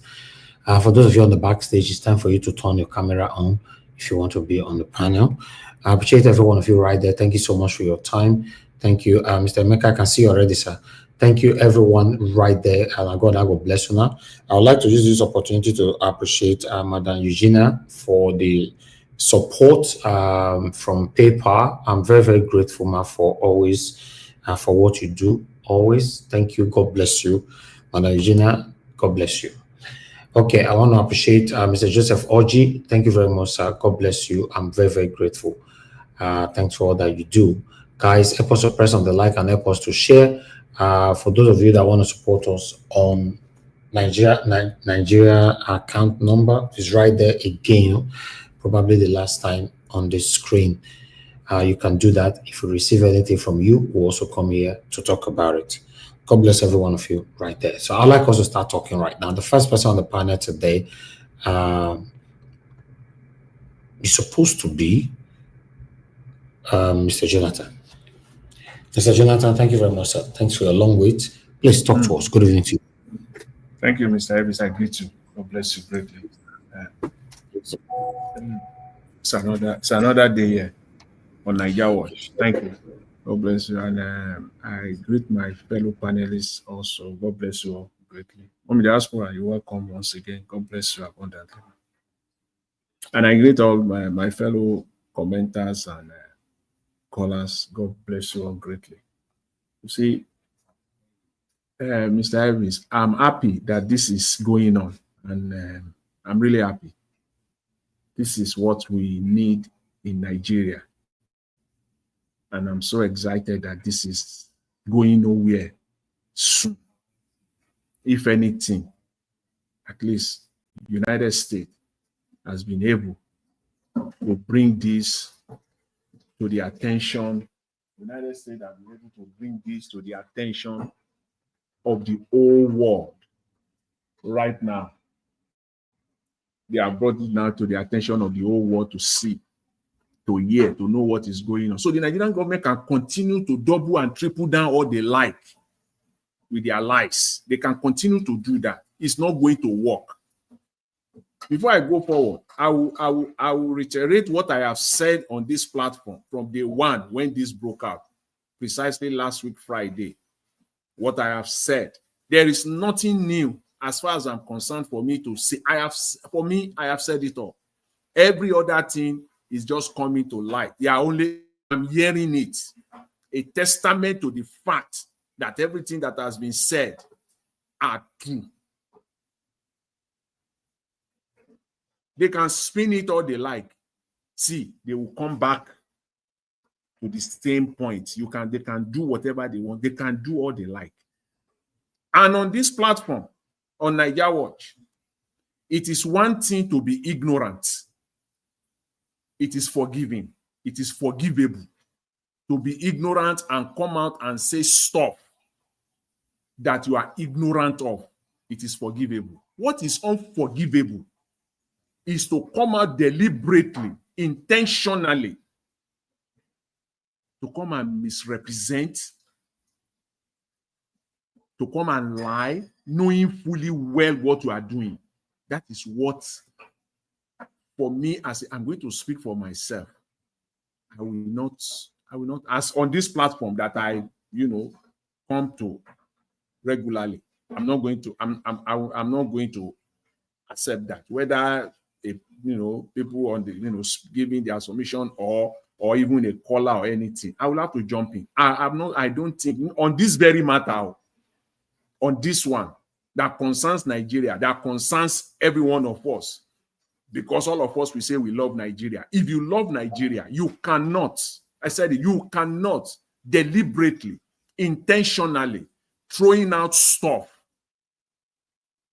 gaslighting, misleading, misrepresenting facts, literally lying is unforgivable. If you are ignorant, and we can see from your submission that you are simply ignorant. Well, we can, that for me, that to a large extent could be acceptable. Yeah, just yesterday, we talk about China. Some people are saying that, oh, China, have a role to play. China has got no role to play. People who are talking, that's another lie. Some people spoke out of ignorance. Okay, fine, that is okay. But people who want to come here and push China, China is not even in the mix at all. As my sister will always say, just let them enter house on this very one. China. Let them just stay where they are, not on this very one. If there is any beneficiary from the chaos, from the terrorism, the crime of Nigerians, the principal beneficiary as we speak today is China. And they want the status quo to remain. If China is so good, and you people who don't know nothing, ignoramus, I'll call you. Please, if you don't know anything about something, it's better to keep your mouth shut. The war between Russia and Ukraine, there has been more than 20 United Nations resolutions since the Ukrainian war broke out. Russia-Ukrainian war broke out. More than 20 United Nations resolutions. Please tell me one that China supported Ukraine. If indeed they love humanity to that extent. If they are not the one backing up Putin. What mouth, what audacity does China has to be when they are talking about freedom?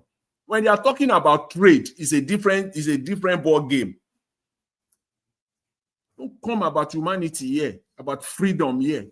Freedom, China China. We all know what is going on. Russia-Ukrainian war. They are the one that is buffeting, gaslighting, supporting Putin, giving him every energy. And they will come. Don't know the number of people that have died if they love humanity to that extent.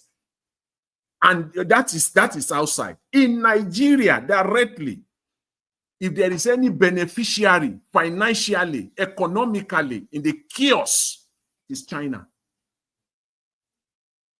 It's China. So please, let's put that aside. The other thing I said, also on this platform, I will only continue to, because on this one, you see, as they always say, truth is constant. You cannot twist it, you cannot manipulate it. The only thing you can manipulate and twist all over space and spin are lies. They are lies. Truth is constant. So on this one, see, there is nothing much to say. It is the truth, and I will only continue to say the truth. So you have to be ready to be hearing it every day on this very one. But if I go outside it, I just want to be lying. Nothing much to say, but the truth. The truth is that Nigerian government must stop the lies. They must come clean. If you don't, they must come clean. There is no any other way. Here is the danger for them. Because before we say Jack now, people will say we have intellectuals. We have experienced people, diplomats, seasoned diplomats all over the space in Nigeria. And they know this very well. If they don't stop these lies, the end of it will not be good, because you will soon, if they are waiting, giving Nigerian time, the Nigerian government, they are giving them time. The end result, just wait and see. When I said that Tinubu should not attempt to go to White House, it's now all over the space. Now, he should not, if you want to go and disgrace himself, he can go ahead. So for me, it's no longer news if I'm hearing it today. The very first day I said that, he should not attempt to go to the White House. You are not prepared. You cannot face, all these pictures we're seeing, they will play it for you. So don't go and they said it's a disgraced country. You think they don't have their facts? So don't even try that one. So put that one aside. But if these lies should continue, United States is watching. The next thing they will put out, and this one is going to come from the Secretary of State, Rubio. If they continue this lie, this what will happen? They will call for inspection in Nigeria, and that will be the end of this game. So this game they are playing is dangerous. Once that suggestion is pushed out, it's all over. They will call for international inspectors to come to Nigeria. And they will go to United Nations to get the authority to do that. And if United Nations will not give, they will only work with the European Union. And they will come together. And if Nigeria do not accept inspectors, that will be then that is complete. That means that you are directly the one. You are the terrorist in Nigeria. So don't push these lies to that point. Don't let them come out and say they want to send inspectors to Nigeria with journalists embedded to them. So this is what you have to do, because it's my country and I love my country. So these are the truths. This is what you have to do. Start clearing up all those IDP camps. Let them go back to their lands, to their homes. Start doing that. I mean, from yesterday, all this time you are wasting, pushing lies all over the space. It will be needless and a waste of time to be repeating all your lies. Start clearing up those IDP camps now, as fast as you can. You got to start doing that. Start getting people back to their homes, to their lands. Because if it gets to the point where they request to send inspectors to Nigeria, international inspectors, then it's all over, because we will give them access and they will not tell you where they will go. The access, that the security they will have will be 2-3 times the one they are giving to Tinubu when they land in Nigeria. They will go to anywhere they want to go to in Nigeria. And it is that report they will take to United Nations to give legitimacy to whatever they want to do. So Nigerian government and you so-called diplomats, I know, but because of sycophancy, because of self-interest, political reasons, you know this. And you know the danger associated with these narratives that Nigeria is perpetrating. God will stop it, face it, and come out with the truth. Of course, I'm not naive. You see, the truth is tough for Nigeria to come out with. It's very, very tough. But their job is pretty cut out for them at this point in time. They got to embrace the truth or face the consequence. There is no any other way. They can see all this Iraq they are talking about, Libya, Afghanistan, blah, blah, blah, all this rubbish narrative they are pulling out there. See, 6 hours to the time that they will invade all these countries, they are still lying. You still see there are people talking nonsense. They are still lying. They are still bragging. And it is all those that are bragging, they are the first casualty. Go to Iraq, the first casualty. They are always among the first casualty. So it is better. I will say this. Nigerian government, please, for the love of country, stop these lies. Stop doubling down. Accept the fact and go after the terrorists. Bring them out. These are the only ways.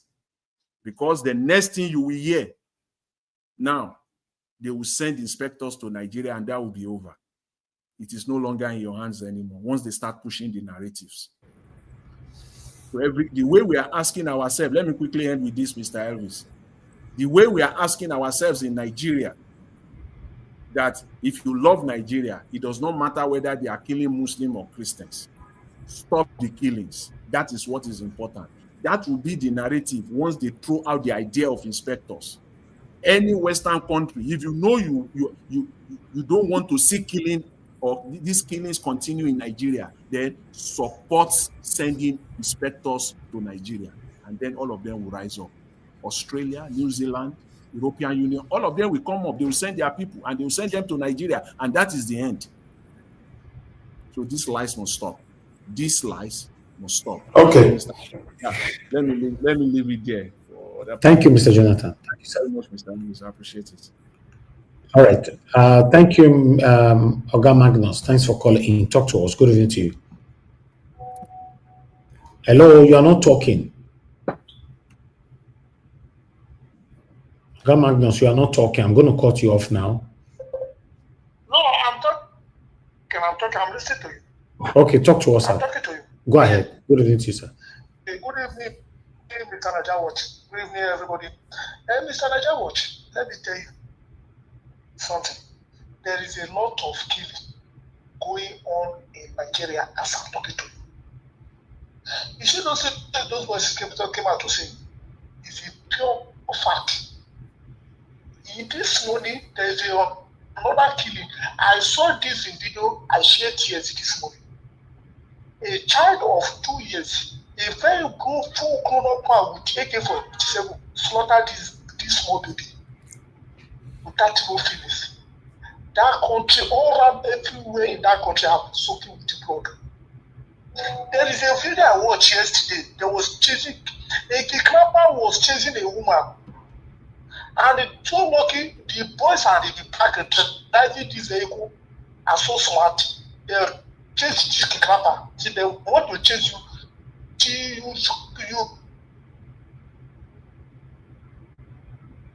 Maybe by that time, motor of the kidnapper to get accident.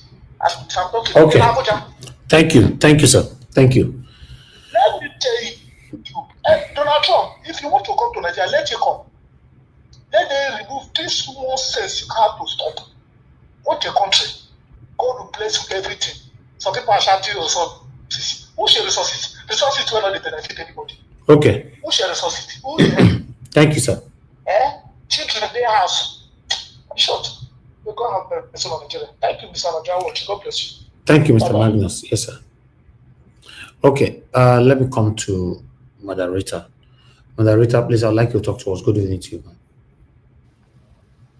Yes, good evening, Mr. Elvis. Thank you, Mommy Diaspora Lamehi, and greetings to the panelists, Mr. Jonathan, King Emeka, Olumide, and Black Panther. I don't even know where to start. I wish I don't know if he has time, Mr. Alaba would come here again, because I love this definition of the fact that we have educated idiots, especially from the southern extraction of Nigeria. There's a lot of them everywhere, sadly and unfortunately. Yes, a lot of educated idiots here. And thank you, Mr. Jonathan. And I also support you.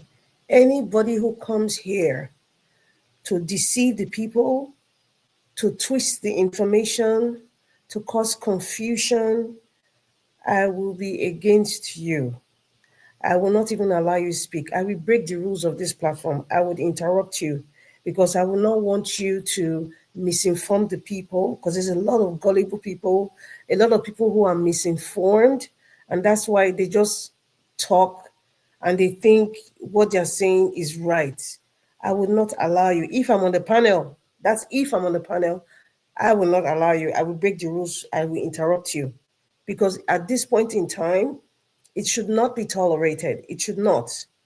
A lot of human beings are going, they are dying, and we shall not use any jokers or allow any jokers come here. In fact, jokers is even a very nice word. satanic persons or group of persons, because they're all over the internet, all over. I will not allow you. I would interrupt you. So just watch it. If you know you want to come here to deceive the people, you're just in the wrong channel. Because if I'm here, if I'm on the panel, I will not allow you. And, you know, I'm just looking at this website, the Truth Nigeria. Thank God for the internet. Thank God for the internet. And thank God that the internet doesn't lie, because anything that we say here, it can be used against us or for us tomorrow. And I'm so happy you played the video of that idiot called Daniel Bola. Mr. Elvis, it was very painful listening to it. I had to mute at that part where Daniel Bola was talking, because I don't like listening to that guy. It's like poison to my ossicles.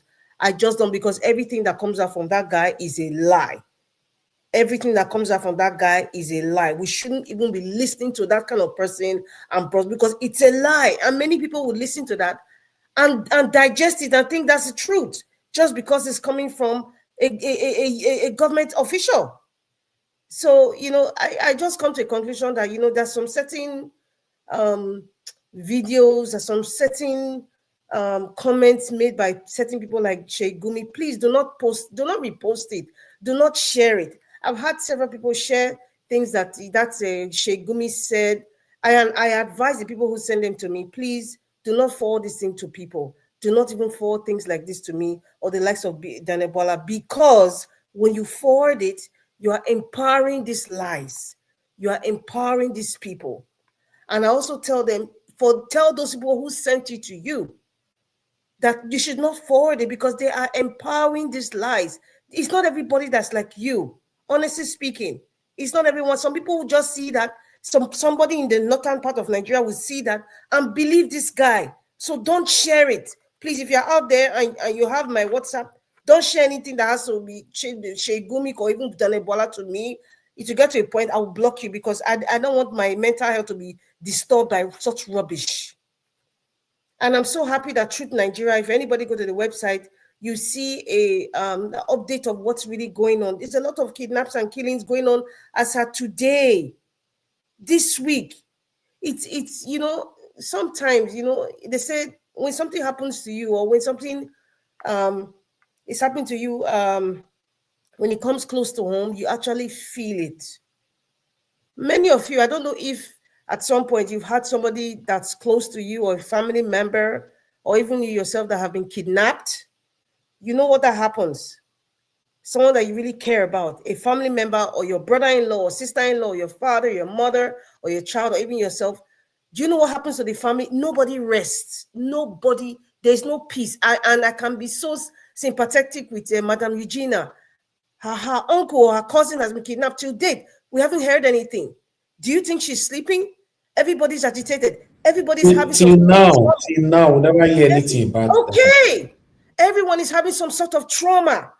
And that is why when we're screaming here, and I like it when Mr. Elvis is screaming and going against any idiot that comes here to twist the narrative, I am so delighted. It's not a joke. Or have any of you had your villages taken down, obliterated, completely removed, and your relative is in one IDP camp in another state? Do you know how that feels? If you haven't experienced it, just shut the hell up. Shut up. Don't even come to the panel. Don't even make comment, because you don't know how it feels like. It's not your village. It's not your mother or your father or your kids that have been slaughtered by these animals. Just shut the hell up. Shut the hell up. Because you are not feeling it. Because it hasn't happened to you. I'm not going to even be, in fact, we should get to a point where we shouldn't be soft pedaling any idiot that comes here, or anybody that speaks like Nima from TVC to come and start talking. What does Nima know about what's happening in Sudan? What does she even know about the history of Sudan? What she just come to TVC and she's talking with that nonsense hijab on her head. I'm saying it, Mr. L, because it's irritating. And the same thing applies to Aisha Yusufu. What kind of narrative is she trying to put out there? What kind of narrative? You know, when somebody makes certain statements, you can, behind those statements, if you're so sensible and sensitive, you could see what the the stance that person is standing on, even if they don't come out to say it. Aisha Yusufu just displayed it because her religion have overridden her sense of reasoning. She's not bringing the fact that somebody brought Judaism and you're trying to explain history to who? To who now? Aisha Yusufu, if you are there, please, it's better you don't even talk at all. The fact that you're supporting Peter Obi or Nigeria, just listen, you are a Muslim woman. That is your prerogative. But when it comes to this US thing and you try to twist and turn information because an Igbo man is talking about Christian Judaism or however you want to define it, just shut up. Just shut up, because a lot of Christians are being killed. Aisha Yusufu, please just shut up. We don't bring any analysis or history about Judaism or anything of that sort, or start making comparison. Just shut the hell up, man. Shut up. I'm so disappointed. I'm so irritated. Even as a Christian, yes, even as a Christian, if the tables were turned around, I would say, like, you know what, it is wrong. You can't just be taking out people, innocent women and children, either for political reasons or maybe some sort of, they want to take some minerals or anything. You can't just take out human beings. It's like we've gotten to the stage where we don't even care about life or death anymore. It's like it's nothing. Like you just killed a chicken yesterday, you ate it for dinner, and then the next day another chicken dies. So what? That's the temperature I'm seeing. That's what I'm feeling.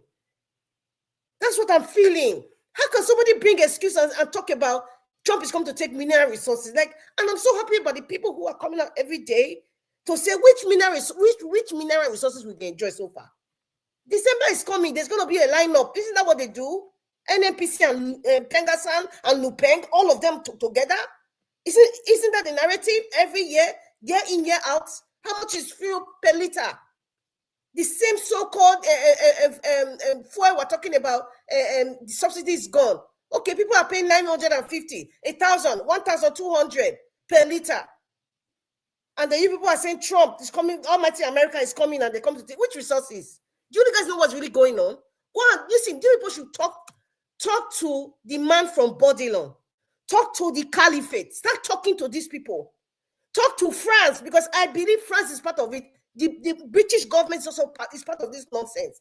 And I don't care. I do not give a rat's behind if people want to relating it to Russia or Ukraine or China. I don't give a rat's behind. Let Donald Trump, let the war room of America come and take out these terrorists, whether they're from Mali or whether they're from Burkina Faso or wherever it is that they're coming from.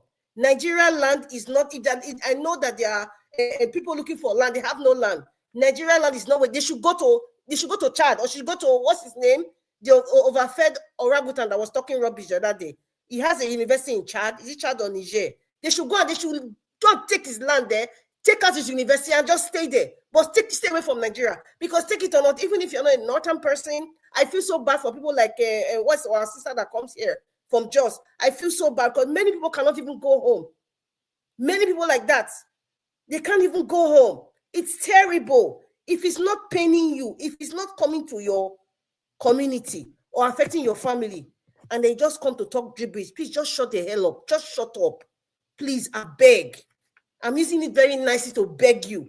Just shut the hell up. Nima of TVC, shut the hell up. Aisha Yusufu, shut the hell up.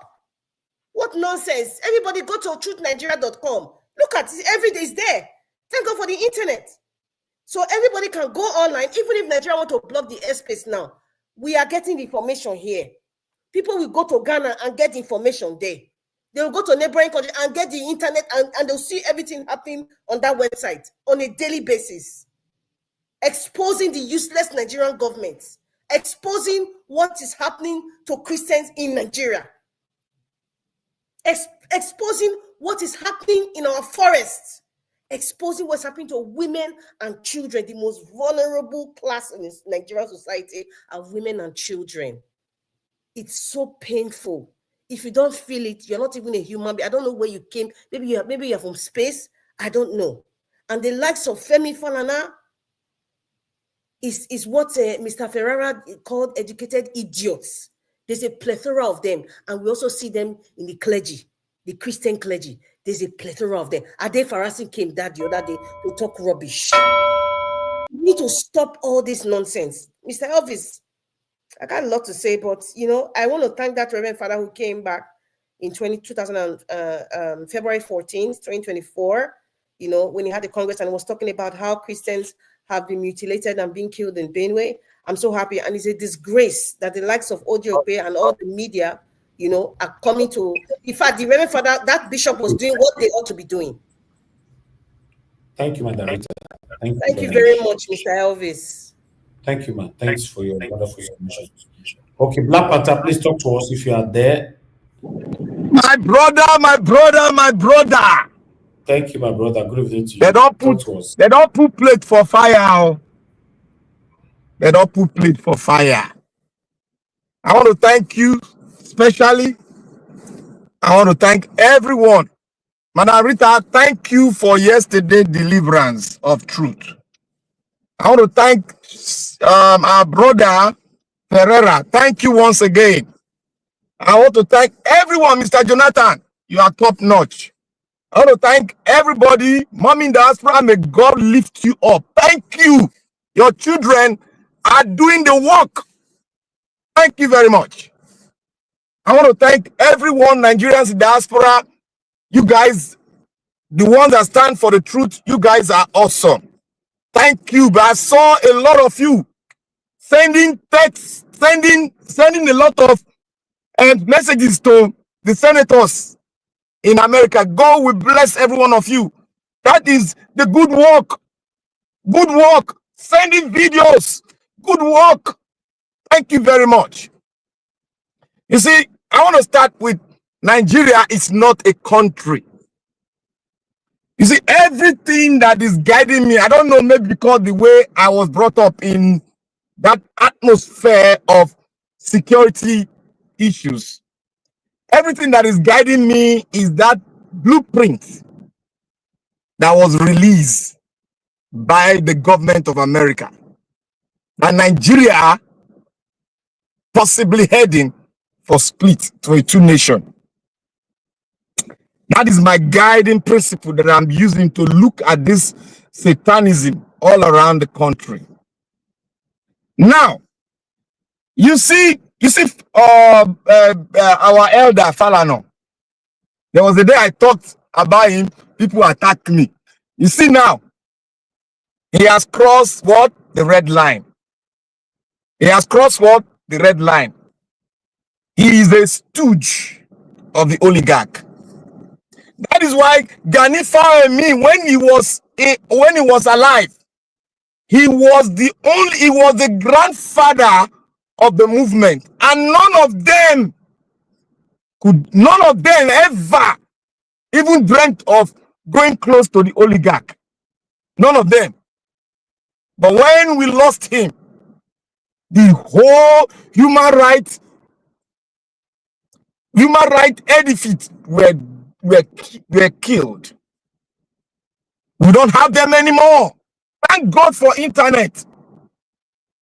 That those of us that are left, we are using it as our means of spreading the gospel of truth to the outside world. Thank God for the man that sat down to produce that great knowledge, and he has made us to be part and parcel of it. May God bless him wherever he is. You see, the Nigerian space, before America will say, I want to, it has already gone ahead of what he want to. The assessment has been done. They are just waiting for the Pontus to give the green light. Do you know that all this thing that we're oh, America is coming, the Secretary of Defense has already put the plan work on the decks of the Pontus already. It's right there on the table. Go and read the statement. Dr. Jonathan said one thing. He said, go and read the statement, the text message of the president, Donald J. Trump. Go and read it. At the end of it, he said, a disgraced country. A disgraced country. Everybody is turning around. They are not reading. The government is not reading that. All those ones that are putting those things that they used to cover their face and their hand as if they are masquerade. They did not read that. That one that is making noise like chicken from TVC television, that is a Muslim. She did not read that. She's talking blah blah blah blah. Look, every Nigerians, every media house in Nigeria have been paid. They have been bought over. They have allocations. That is why Mao will play you video of what we have known. She's bringing it to the media in Nigeria just to make gullible Nigeria look at it as if it's the current things that is on ground. They look at the Rufai. Rufai is boxed in. Rufai wants to explode, but he's looking at what is going on. Rufai got everything. All of them there. All of them there. All of them they have been paid. Don't you see the way they have? It's only Rufai that is singling out himself to say our government is aiding and abetting. You see that? You see those tape, those voice note tape call that was intersected, that they said it's an AI. It is not AI. I send it to Nigerian family. It is not AI. You got to sit down, analyze it. I've been saying it since I said it. It is not AI. That is the gospel truth. Did they not catch the person, the vice president? Is it not like potato in Aso Rock now? The vice president to Peter Obi, did he not tell us, yeah, he was interviewed. He said if he opened his mouth of the atrocity the vice president did in Aso Rock, Nigeria would explode. That means he has informations. And we had the information, we refused to follow it. Thank God I followed it. And thank God a lot of Nigerians have started following it to juxtapose it with what is happening. Look, I said yesterday that the president of the Federal Republic of Nigeria, who stole the mandate of the people, knows about this. There are 12 governors that are on the list. I sent 4 that I know that they possibly they must be on that list. I sent it to Nigeria, was 4 of them. Put it in the bank. When the list will come out, they will declassify it. When the Secretary of State of the United States will declassify it, when he send it to the Congress, that is when it will be declassified. We are here saying, oh, Jonathan, sorry, America will not go that route because the Pontus is a different kind of person on his own. He does not want to follow that route because that route we make a caricature, and that route we bring all this kind of diplomatic maneuvering. Nigeria will pay some people to do the maneuvering. The Pontus will not allow it. J. Trump will not allow that inspection because what are they going to inspect that they have? They're not going to inspect the bones. No, there's nothing to inspect. The evidence of genocide is in their hands. And like I told you all, for 15 years, the taxpayers' money of the American citizen have been used to do a lot of intersection, to do a lot of investigation, diligent facts. And a members of the Catholic Church even brought another one to juxtapose what they have. And it has been concluded. Because before they did that, they've sent a lot of mercenaries front in the name of NGO. You guys don't see, they've gone ahead of us. They think ahead of us. They know what is happening. They have already know what the Nigerian government will play. They've already preempt them. And what they are playing now is what they are preempt. Oh, they will say there's nothing like genocide. They will say at the end of it all, Nigerian government will land at this spot. I hear some of them, they are saying it now, that they want assistance of the American government to clear up the terrorists for them. If that would be, They want the assistant, not what that Boala is saying. Boala is an errand boy. They want the assistant. That is what the Nigerian government will learn. And if the president goes to the White House, they are going to show him one video. I don't know whether Nigerians have seen that video. They cut it out of the internet. Where in this Nigeria is so, where the terrorists took a pregnant woman and dismay her. It is mind blowing, and if God were man, I can't forgive that kind of thing. I can't. I will never. These people, this Nigerian government that you see there, they are all part and part. 12 governors are in the list. 12 are in the list. And what are we talking about? You have two in this government, two of them inside the government, holding a strategic position in Tinubu's government, two of them. You all know them. They are the governors that are in there said it that this man is the in. What are we talking? Aisha talking. Those ones are like 2 to 1 religion they came to meet. They can't ask questions. God said there's liberty in my word. The liberty God has given unto us, we will use it to speak the truth. Not them that they control. Like that girl making noise. She's just making it because she has a price tag. She has been bought over. That price, Nigerians, a lot of them have been bought over. They brought a lot of money. Tinubu aids. You see all those aids that they call SSA, all of them, they are like Reserve Bank that they use. They are like motor car that they use to distribute money. All those ministries that are useless, they are using them to distribute money to all these lawyers and all those nonsense people to talk rubbish on the internet. That is what all the Ministry of Women, she uses the money allocation to do all this government talk good about the government. That is what she's doing. There's nothing she's doing. Ministry of Women, rubbish. Ministry of Technology, rubbish. Ministry of Farming, nothing is. They are not yet to work.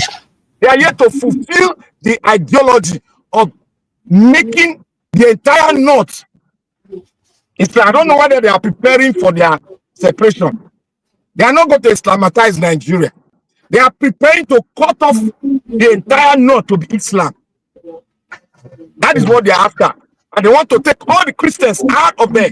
And you say Nigeria is a country, then anybody that will say Nigeria is a country walk beside them because they don't know what is happening. And ignorant is not an excuse. What is coming on? Pontus has made up his mind and it's going to happen. It is going to happen. And they will not tell because you don't have, I said you don't have any radar. Nigeria does not have any radar to track anything that will come up. Thank you very much, Nigeria Watch. All right, my brother, thank you so much. Even though with all this, I'm still very, very skeptical if this will happen. Even though some of you are very sure, for me,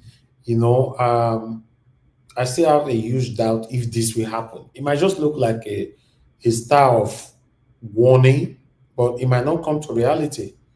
Because normally, if you ask me, I want it to come to reality. And not they pour water for man, they talk, because Nigeria, a lot of people are losing their lives every day. Nothing is working here, and the government is not listening to anybody. But it doesn't look like something that might happen. I don't know. I might be wrong, but it doesn't look like. But I'm just hoping that my dream turned out to become a reality. Yes, seeing it happening. That's it. Well, of course, we need help. What are you people talking about? Nigerians need help.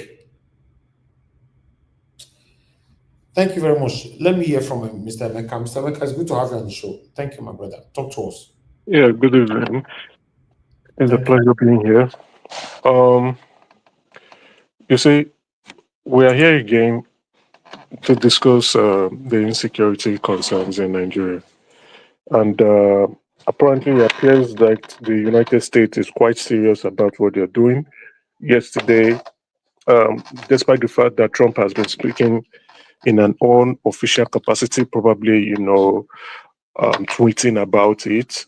Even when the media was discussing with him, he was telling them his frame of mind, what he intends to do.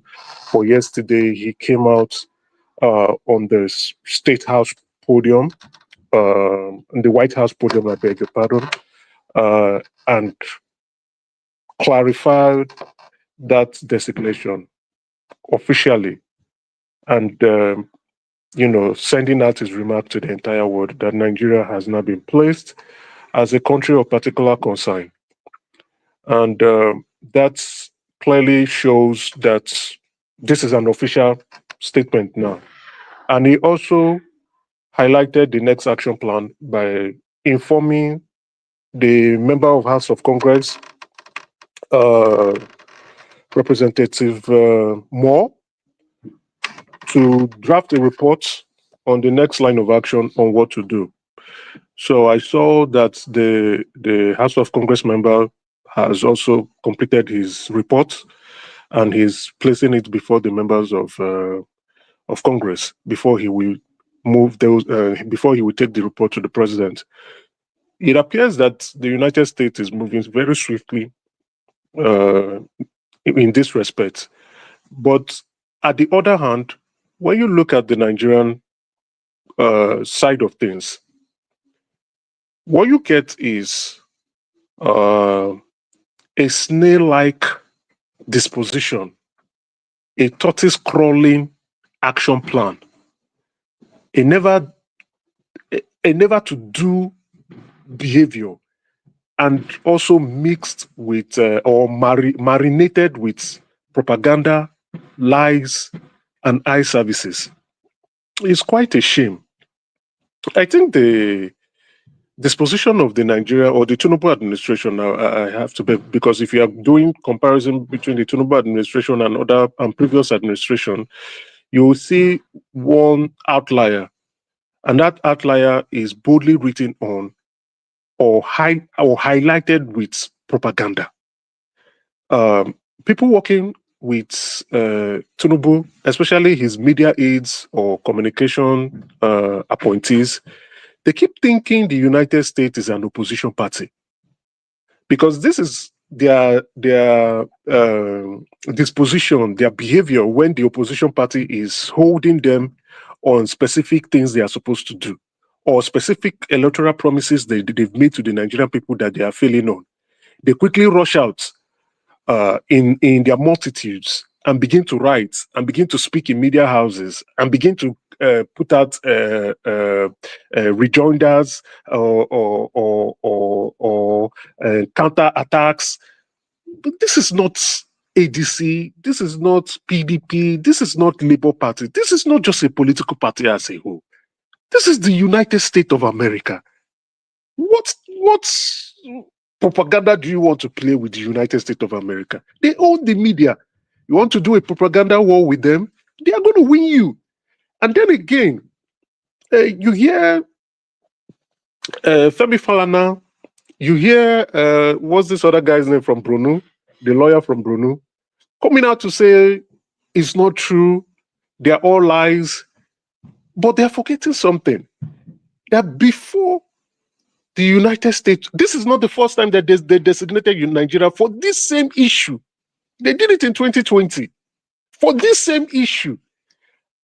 And it was as a result of evidences from 2009.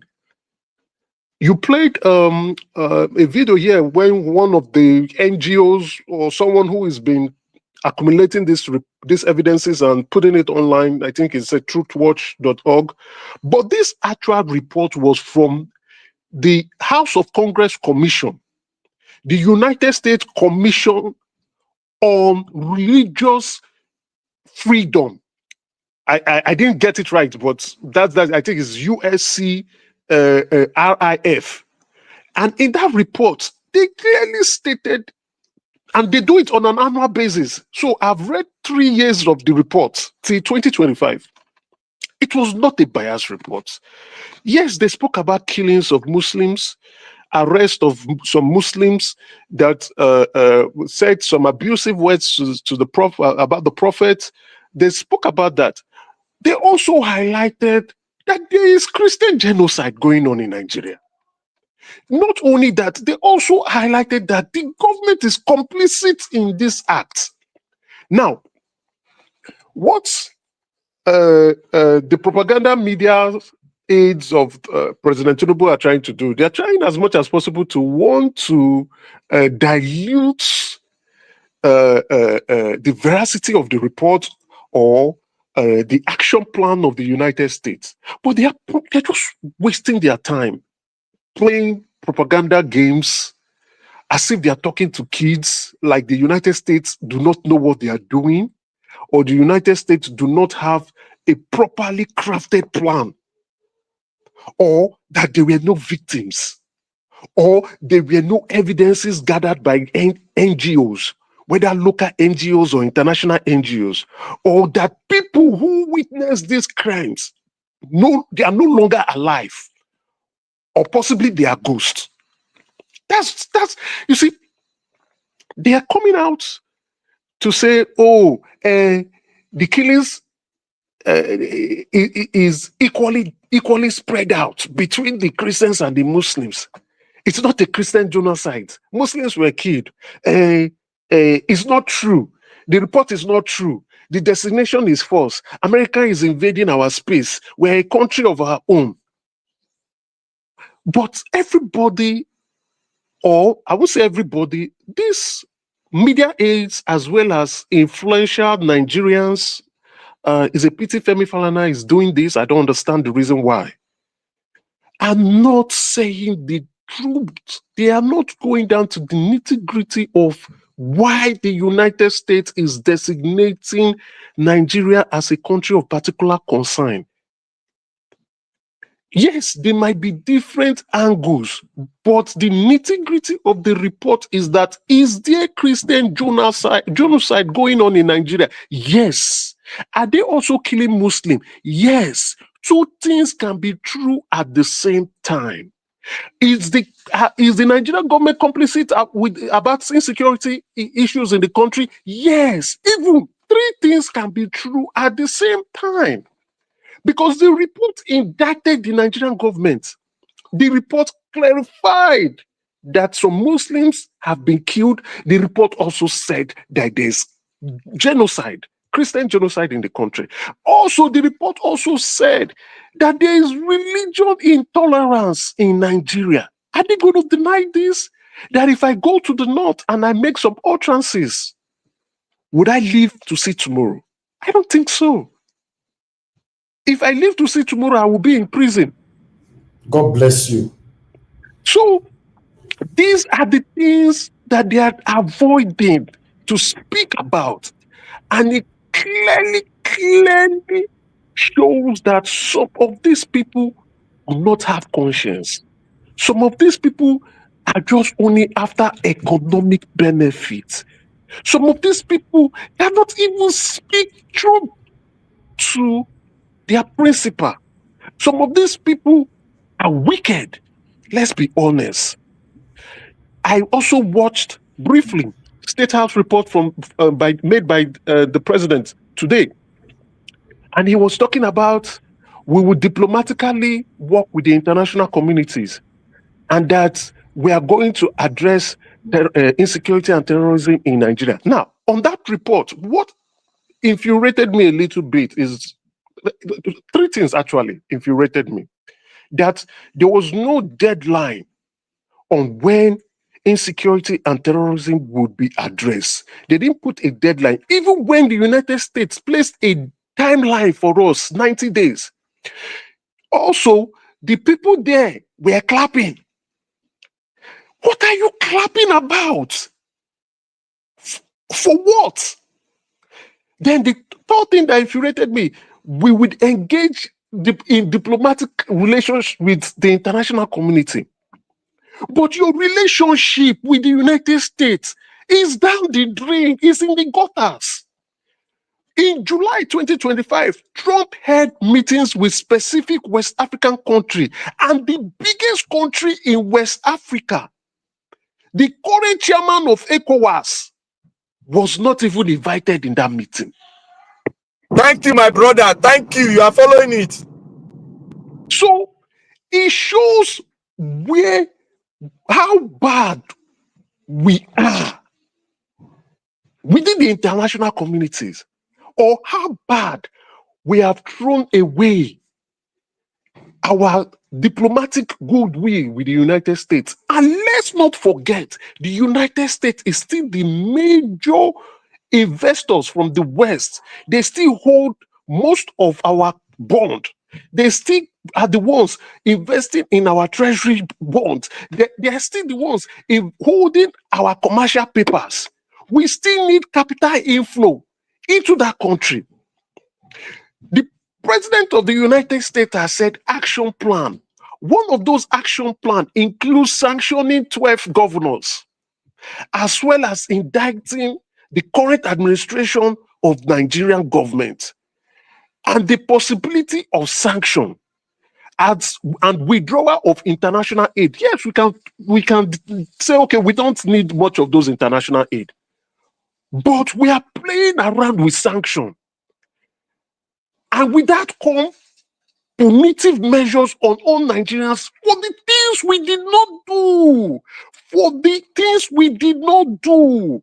It will become economically expensive to transact business in Nigeria. Not only that, it will become more economically challenging to move funds from Nigeria to the rest of the world. And to conclude, I see China trying to play around because of their interests. I also saw Iran trying to show their hands. But one thing we must understand is that when the United States plays ball, the rest of the other countries stay behind. There will be no support. Whatever Tinubu is thinking, and the deception and the aides that are not telling him the truth, he should be mindful that Nigeria must not suffer for his failures. Thank you. Thank you. Thank you very much, my brother Anaka. Thanks for that wonderful submission. Now, so we see him. You know, at this moment now, everybody should be speaking truth to power. There's no need to embrace sentimentalism anymore. Just say it how it is. Now, people that they bury so they see on the background, so they are human beings. Unfortunately, some of them in the past might have engaged in the conversation where he not consign me, he not consign me. Or rather, I not go vote, I not go vote. Or rather, now my best person be this, nobody could talk to them. Listen, when the country is bad, the country is bad. We should be able to call out anything that is bad, because you are not too sure who will be the next. You are not sure. But meanwhile, two people just joined us now, wanted to have a final submission. Give us a minute. You just coming in. You have your 8 minutes as well. Before that, please hold on. Let me speak to Mr. Joseph Orji. Mr. Joseph Orji, thank you, sir. Talk to us. Good evening to you, sir. Hello, Mr. Davis. Yes, sir. Just a quick one, Mr. Davis. Yeah. Thank you for what you do. Thank you. Mr. Davis, please. You know, this Tulungu matter, and these are Nigerians, I don't understand. This man campaigned and applied for this job. If he goes down, or this job has always been his life ambition to be the president of this country. How long is it? Why would you want all these excuses again? The problem with Tinubu is that all his appointments, it is idea of party appointments. You see, to be frank, if you go back, the military era were even better. Technocrats were informed with the External Affairs Ministry, the Secretary to the government were technocrats. You know, these are well-experienced diplomats, civil service, well-experienced people handling the governmental situation, even during the military era. Governments were being run properly. That is what we know as the international land. That is the international. I've forgotten that word again. That is where you recruit your ambassadors and the External Affairs Ministry. There are so many technocrats here who knows their job, who know what to do. But you keep going to meet up this party appointment. appointing people here and there that don't know anything. You know, it's really, but this is what is wrong with Tinubu's government. You put it in square pegs in a round hole. That's exactly what is happening. Wrong people. It's a shame, you know. Look at even that man, the what's it called, the man who was formerly Imo State governor, the ex-military man, Omachuku. If anybody sees that because he's a military man, no, you only need to go through his record, what he has read. That was why they got to that external affairs ministry. They did a very good job to handle military government. Military government appointed civilians as the external affairs minister. Thank you. It's a shame, you know. Thank you, sir. If there are certain things you don't bring in parties when you come to Nigeria, you don't bring in, if there are some ministries, you don't bring in parties nonsense or what to handle. You go for experts. That's why we are where we are here now. You can see even why they are doing he's not himself. Thank you. And also those people, they are not themselves, they are not themselves at all. Thank you, sir. It's a shame. It's a big shame. Thank you, sir. Thank you, Mr. Joseph Orji. Yes, sir. Thank you. According to what Mr. Joseph Orji said, he said Tinubu craved and worked so hard. Anyhow, he turned out to become the president of the Federal Republic of Nigeria. At least it was his dream to become the president of the country. Now, I will support that submission that how come somebody who works so hard to hold a position, how come you cannot do something right, at least? Because you work so hard for this thing. You were not just sleepy. People came to pick you, or yeah, I can't go do this job. You worked so hard to get there. You ring election, you did that. How come? Does it mean people can still work so hard to, at the end, to give a bad result? Yes, now. It's so bad. Yes, there's a difference between craving for a title. Sorry, give us a mandate. There's a difference between craving for a title and actually effecting that title. But the man from Babylon craved for that title. He did everything, you know, blindly to get that. He got the title. He doesn't know how to act on that title. That's what we're getting. He came to market. He came to What are we saying? He's a drug dealer now. Okay, he came to mark register. I greet everybody. So what Tinubu did was to line up behind others, and his own is even worse because he's a criminal. So you cannot even you cannot expect anything good from him. Now, if we talk about he worked so hard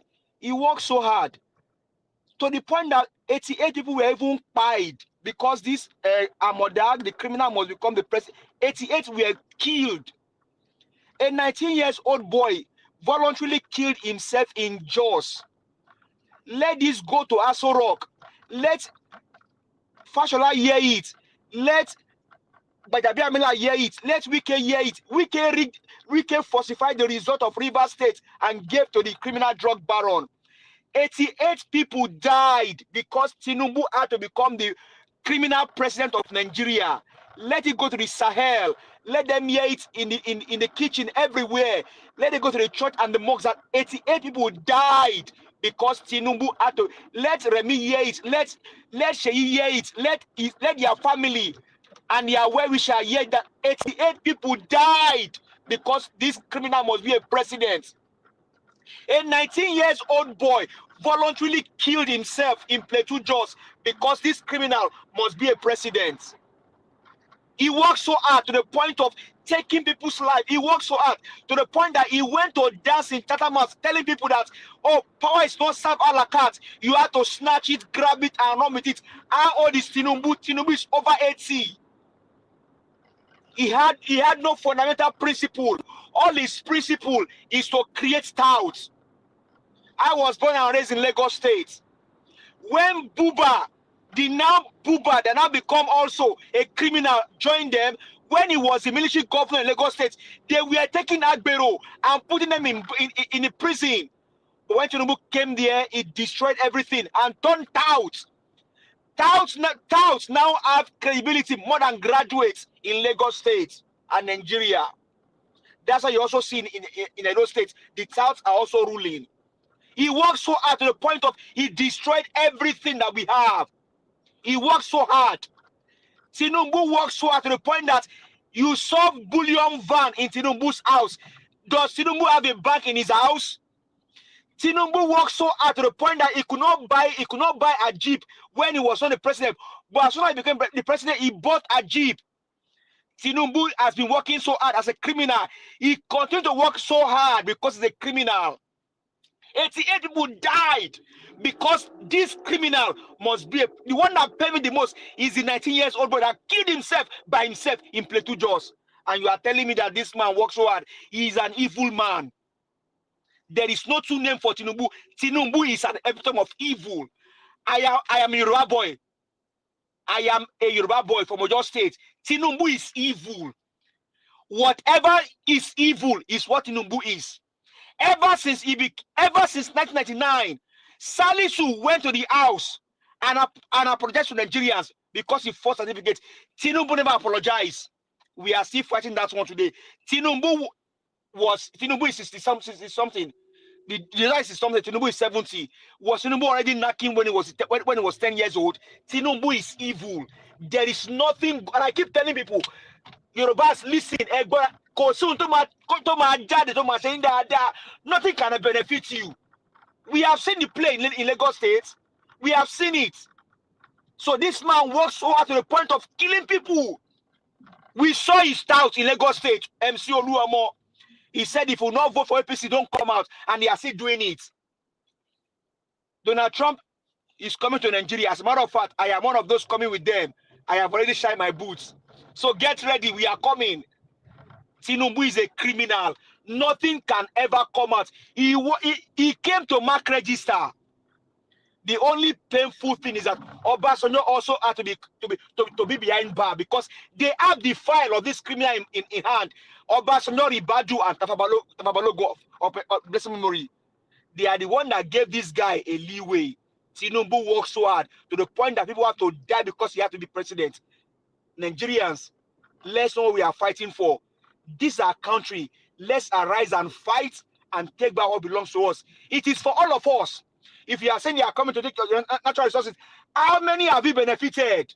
Go to Saudi Arabia. Go and see what they are doing there with their money. Do you know that we have a place to go and watch football in Nigeria?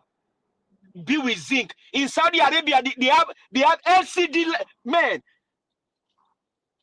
America don't only come. If I bring other countries to come and destroy these killers, bring them to come and destroy these killers, because these guys are not anything than killers. So Tinubu works so hard. He works so hard to the point that people died. He's a criminal, and that's who he is. Thank you, Mr. Elvis. Thank you, my brother, for putting your voice to this. It's very pathetic. Watching this video in the background, it's just so painful.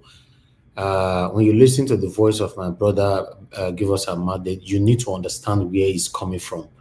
When you can speak today and you deliberately don't want to speak, I want to remind you that some of the people inside this grave, this mass grave that you are seeing there, they were once in that position. Say, no, I don't want to talk, it not concern me, it not concern me, it not concern me.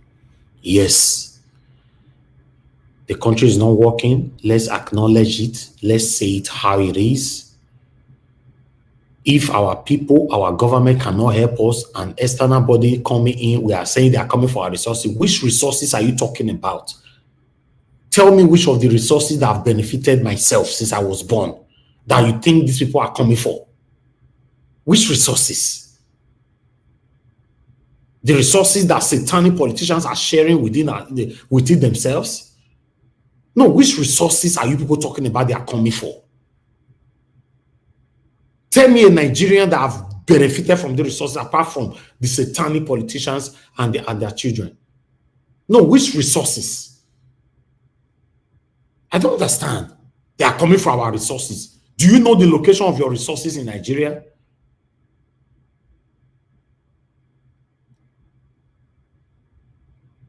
It's crazy. Ogoni land, the people, they are suffering. They have oil. It doesn't look like they are the one generating the oil. They are suffering. You are talking about resources. If they have to take the resources and give us a better country, so be it. Are you even aware if they have to call in now that if you want the white people to start ruling us all over again, have them as president, as governors, as everything, are you aware that 90% of Nigerians will sign that petition? You are not aware. Our own color, they have betrayed us. Normally, I shouldn't be speaking like this. Before some of you will remind me, oh, you don't know what you are calling for. So, tell me where I am today. If you think I don't know what I'm calling for, tell me where I am today. How are we benefiting from what is happening in Nigeria? The so-called resources, the continuous borrowing and borrowing and borrowing. How is it beneficial to Nigerians?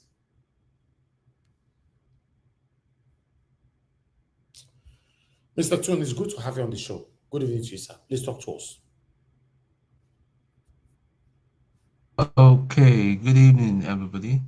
I came in to say hello to somebody specifically, and that's King Emeka. Emeka, good evening. I hope you can hear me. Thank God you've changed your tone, and like they say, the internet does not forget. I remember back about 8 months ago, you were very passionate about Tinubu, that Tinubu is everything that Nigeria has been. You were supporting him, a lot of rhetorics, a lot of back and forth. But thank God, thank God you come back to yourself and you're saying the truth now. But this is what we're talking about from the beginning, that if this man comes in, it's just a lot of portals are going to open. I mean, since he has come into government, it's one thing or the other. And let's just not forget, this man did not win the election. He did not win. He rigged it. He rigged it. He did not win. And let's not forget about the fake bishops that they had. They brought up bishops. All these things we don't talk about. The press now, all of them are speaking from the side of their mouth because they've all collected money. All the social media channels like Naija Watch, all of them has been paid. All of them have been paid. You can't criticize Tinubu. You can't say they will tell you, no. You can't come and be talking this way and all that. Or have you verified what you're talking about? And that is just where we just found ourselves. But my prayer is, but I think it's going to happen. Since Trump, because Trump is, he's not your usual politician. In fact, I don't even see him as a politician. And that's why a lot of people don't like him. He's very, very brash and blunt. He's going to do it. So if this is going to start off with, by the way, I met somebody in this comment section is saying Igbo man that supports Tinubu is a goat. Emeka is not an Igbo man. Forget it. That's his pseudonym. I know that. I know who he is. He's not an Igbo man at all. But thank God he spoke sense today. Thank you very much that you've come back to yourself, to your senses, and you're now speaking the truth. The truth will always remain the truth. You don't have to think very hard. You go to bed, at least you'll be able to sleep. Because I don't know why and how you are so passionate about Tinubu about 7 months ago to 1 year ago. I don't know. I don't know whether they gave you something and maybe the thing has finished and they didn't replenish it, and then common sense don't come back to your head now. You can't talk the truth. Thank God for your life, for being born again. But like I was saying in closing, I'm not going to be very long. America will come, but I doubt that there's going to be any boots on the ground. He's going to take out all those people in the forest, and the people in the government are going to be exposed. And I think even if they want to even go very far, they might snatch people like Gumi and take them back to America, because Gumi is a very evil man. Ogatun, how are you certain that they will come? I just want to be assured every day, please.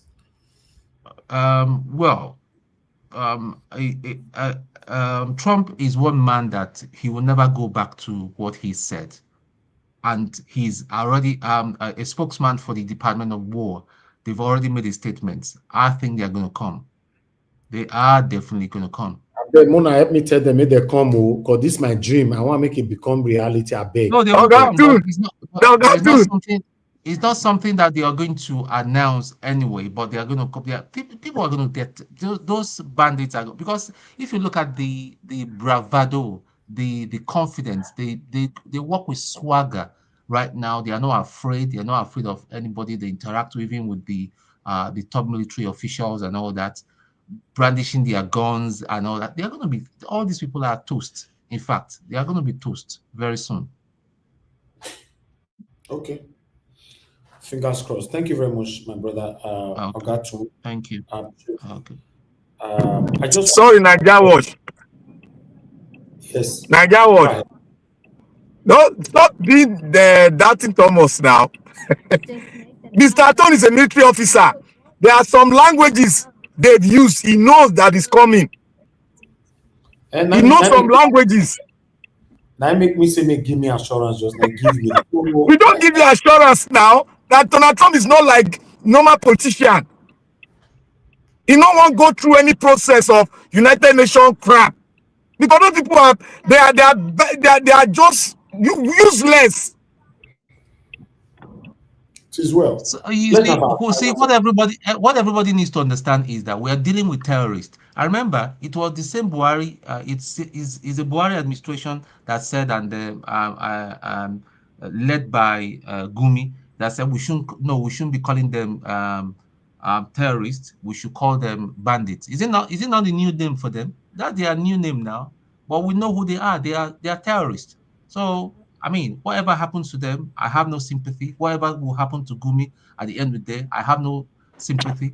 There are a couple of people in government that are serving in very high position. They say they are, but we're gonna know all these people will be unmasked, and if that is going to be the turnaround for our country and all that, we'll all be very, very grateful to God.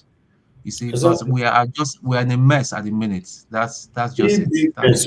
Not see people where they bury so. This is a big mess, man. Mr. Walla, you said Elvis, trust me, lots of lobbying from Nigeria people in US went into this. In what way? They are the one that activated Trump, or they are trying to stop Trump. That's the only part I want to know. Your message is clear, but the only part that is not clear, a lot of people are lobbying, Nigeria people lobby to this, blah, blah, blah. They are the one that activated Trump to start speaking, or they are lobbying right now for him not to come. That's the only part I want to know. Thank you. Let me go back to Mr. Jonathan. Mr. Jonathan, please, let's have final submission of 2 minutes. Thank you, Mr. Elvis. Thanks to everyone once again. Yeah. Let me just quickly say this, just to kind of reiterate. I was listening to Mr. King Emeka. He said something that it appears the US is moving swiftly, very fast. Yes, they are moving very fast. But on the Nigerian side, they are still swimming inside their ocean of lies. They can't get out of it. And time is counting. Time is not waiting for them. They don't know anything about deadlines in Nigeria. Deadline is not in their language. That's the way they rule Nigeria. There's nothing like deadline. That's why Buala has the audacity to go to the international media and be saying that Tinubu will need to complete his first term, and in fact, he needs a second term before he can deal with terrorism. So people should continue to buy for 8 years. Just look at their stupidity. That 2 years is not enough. In fact, he will need this just 2 years in his first term, and he will need the second term. So Nigerians should continue to buy. Just stop all this lies. That for me, that is the only, for me, that's from day one. That's the only thing I know. Stop the lies. The idea that Muslims are also, being quiet is an admission of guilt. Americans knows that. The whole world, right-thinking people, they know that. And people who are inside this mess with them, they kept on saying it. It is stupid. Stop saying that. Muslims are also being quiet. You have admitted that you are a failure. You have admitted that people are crying in your country. That is the stupidest of all argument I've ever had in my life politically. Because you are looking for something to say. You can't craft something tangible and come and look at the stupid statement from the Minister of Foreign Affairs. Look, just read that statement. That was what led to Trump to came out the second day. They are admitting that the Nigerians are being spy. That's what you are telling them. Because you don't have anything to say. Because you cannot get out of your lands. And please, Mr. Ivy, let me say this finally today. What the Pastor Emmanuel, he said, whether you like it or not, you take it or leave it. Nigeria is an Islamic country. We are all inside it. Nigeria is an Islamic nation. I have here with me, because of that, I have here with me, I have the 200 naira notes. I have the 1,000 naira notes. I have the 500 naira notes. And I look intently on each and every one of them. All right. Islamic inscription. That's the money they are spending in Nigeria. Islamic, and before you say, yeah, all these stupid people, evil people, who does not want the good of that country will be talking about sovereignty. Is this sovereignty in a secular nation? Islamic inscription on all the Nigerian currency that they are. Thank you, sir. Thank you, For calling in. Good evening to you. Please talk to us. Hello, good evening. Yes, sir. Niger Watch, how you doing now? This is Chris. Yeah. I called yesterday. Oh, God, Chris, yes. Talk to us. I can hear you. Yeah, yes. Thank you for all you do, and God bless all the panelists. Thank you all. Emeka, I come now. You can come again for. Anyway, I'm not come for bad today. If you continue speaking like this, we'll protect you. All of us will become one family, because all we need is truth. Speak truth to the power so that things can work well. Thank you. That's all I just want to tell you, Emeka. Thank you for today. I appreciate all you said today. Thank you. Thank you. God bless you, Niger Watch. Yes, sir. Black Panther, well done, no. I'll get you hello. Thank you, sir. All right, thank you very much. Mr. Joseph Oji just sent a message. So, Mr. Elvis, please let it be known that about 2 European leaders are already liaising on behalf of Tinubu for President Trump to mellow down. And we should remember that Trump is transactional. Now make me the tell and say, I have some doubts. I just want my dream to become a reality. Because I don't want all this Elvis. Go your calm now, tomorrow they not talk calm again. Mr. Elvis, it's not going to happen on this one. You know why?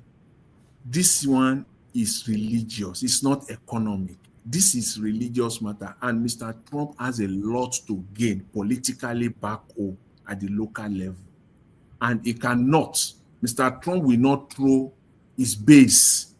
He won't throw them under the bus. Remember, if anything at all, Donald Trump's political destiny is on the line 2026 for that United States congressional election.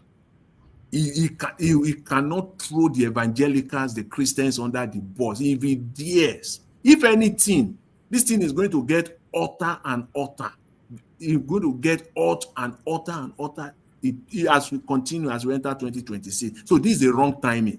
This is what Mr. Donald Trump needs. And he has noticed that this is giving him some momentum among his evangelical base. So it's not going to work at this time.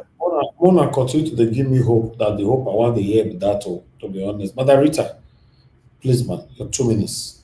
Thank you, Mr. Elvis. Oh my God, I think watching you play this the video of this coffins is kind of traumatizing me. I won't lie, but I'll just try to redirect my mind by coming back to the copyright stuff you were talking about the music. I would like to see here, Yunus Satanko, when 2027 election comes, this message is for Yunus Satanko, and I'm saying it because I believe he's close to Mr. Peter Obi. it should be an announcement that if anybody wants to use Peter Obi's name as a jingle, you should not put it on copyright. We don't want to hear that you're putting it to donate to Peter Obi's campaign. No, because there's no, I don't trust that anybody who says that would actually donate the money to Peter Obi's campaign if they want people to download the music. So please, if you have contact with Yunus Atanko, you can send him this clip. Sir, please let Peter Obi knows when it's time for election, he should announce that if anybody wants to use his name to, to create some sort of very good music for the campaign or some jingle, they should not put it on copyright online, because it's not for a good cause. That's just the message. And another thing that, I believe that this so-called Nigerian administration, the caliphate and the rest of them, I know for a fact that they also know that the United States have intel about everything that's been going on in Nigeria. They have agents everywhere, non-Nigerians and equally Nigerians of all tribes, if not all tribes, people who are multilingual all over the country. So they have first class information. So no matter what the likes of the overfed orangutan, Combs, Asari, or Boala, or Bayo, Nonuga, no matter what they come to say online, or go to the media and speak using the likes of OJ Okwe to like downplay the situation, it's not going to work. They already have all the information, so they should stop wasting their time. We're not dealing with the Niger Republic. We're dealing with the United States of America. They already have all the information. They have all their spies all over Nigeria. Thank you. Thank you very much, Madam Rita, for that submission, but I'll come back to it. Thank you, Madam Origin. Madam Origin, if you are there, 1 minute. Yes. 1 minute. Mr. Niger was, yes, I want to answer your question just to help you boost and anybody that is here under the sound of my voice. We keep it in prayer, because I want to call your attention to what's going on. Okay, I want to call your attention to there is a program you made that's Baba Ahmed on, I think it was on August 22nd. Check your listen, where Arise, or this person was asking Dati Baba Ahmed a question. I said, are you going to run in 2027? He said, if Nigeria is still existing by then. Mm-hmm. Then number two, there's something that Ndume, I keep stressing on that. Ndume said, America does not joke when there is threats, national threats or international threats. I have followed this. Go and check Al Jazeera. There are sequential occurrences in Iran, in everywhere, that it looks like, from what I have deduced so far, Nigeria has become an and this is why I'm saying that. For you to have the 8th international terrorist organization operating around the clock, 22 terrorist organizations, and there is every indication that Nigeria, not only to Nigerians, but is a threat. If they are shipping out terrorists across the world, they are going to receive it. Okay. Let me rest it then. Thank you so much. Thank you, man, for calling back to put in the message. Okay.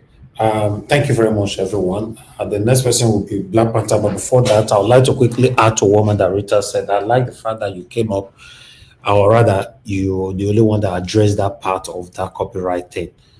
I really do hope they can do something before 2027, because a lot of them who come out with this jingle of a thing, using it for their own selfish interest, like the same music that I played earlier on for Mazin Abdikano. You cannot be calling for someone to be released and you put a copyright on it. It doesn't work like that. Every media person will run away from that information. as long as you put a copyright on it. Thank you very much, moderator, for bringing that up again. Black Panther, talk to us. 2 minutes. Nanjao, thank you very much. And I thank Dr. Tone for speaking it out. You see, when an expert speak, they follow the words of all the defense. When they speak, they follow their words intact. The body movement, the way he landed, they follow the word in total. So the president has spoken. If he wanted to go to the United Nations, he would have done it. But you know what he said in the United Nations? It is not even united anymore because people come up here to talk about sovereignty. So I don't know why we are talking about sovereignty when we don't even, when somebody, our fellow brothers are being named down. A sovereign state cannot protect its own citizen. Then you are talking about sovereignty. A sovereign nation that a one man can rise up one day and change your national anthem. You are talking about sovereignty. Sovereignty, where your citizens were named down by the soldiers. You are talking about sovereignty. Sometimes we just use misword. We use words, anyhow we see it because some of us have been paid. So any word that comes to you that will make people be attracted to you, you now start using it. Sovereignty. Your mineral resources, your gas are being sold out. You don't know where it goes. The money, no account is given to you. You are talking about sovereignty. The Niger Delta Development Company that they turn to Nigeria to you are still talking about sovereignty. I don't understand Nigerians. You think you have a country because all of us are celebrating Christmas and Islam every year. Oh, that makes you a sovereign nation. Where your mineral resources is sold out. Where they take sand, Chinese come to your land, take sand. It made us to investigate that they are taking it and we don't know anything about it. Where your gold is taken to Arab nation to sell as one of the best gold. You are talking about sovereignty. Who told you that you are a sovereign nation? Where you cannot speak. If you talk, you are named down. Cameroon, somebody has been ruling them for 45 years. Tell me any African country that will beat his chest to say, I am a sovereign nation. Where is the sovereignty? Where you cannot even rule yourself. Where you cannot be truthful to yourself. You cannot say, this is my country. You cannot be proud to say, I am a Nigerian. Let us go according to the name they gave us. Sovereignty. You have not sat down to draft a document for yourself. You are talking about sovereignty.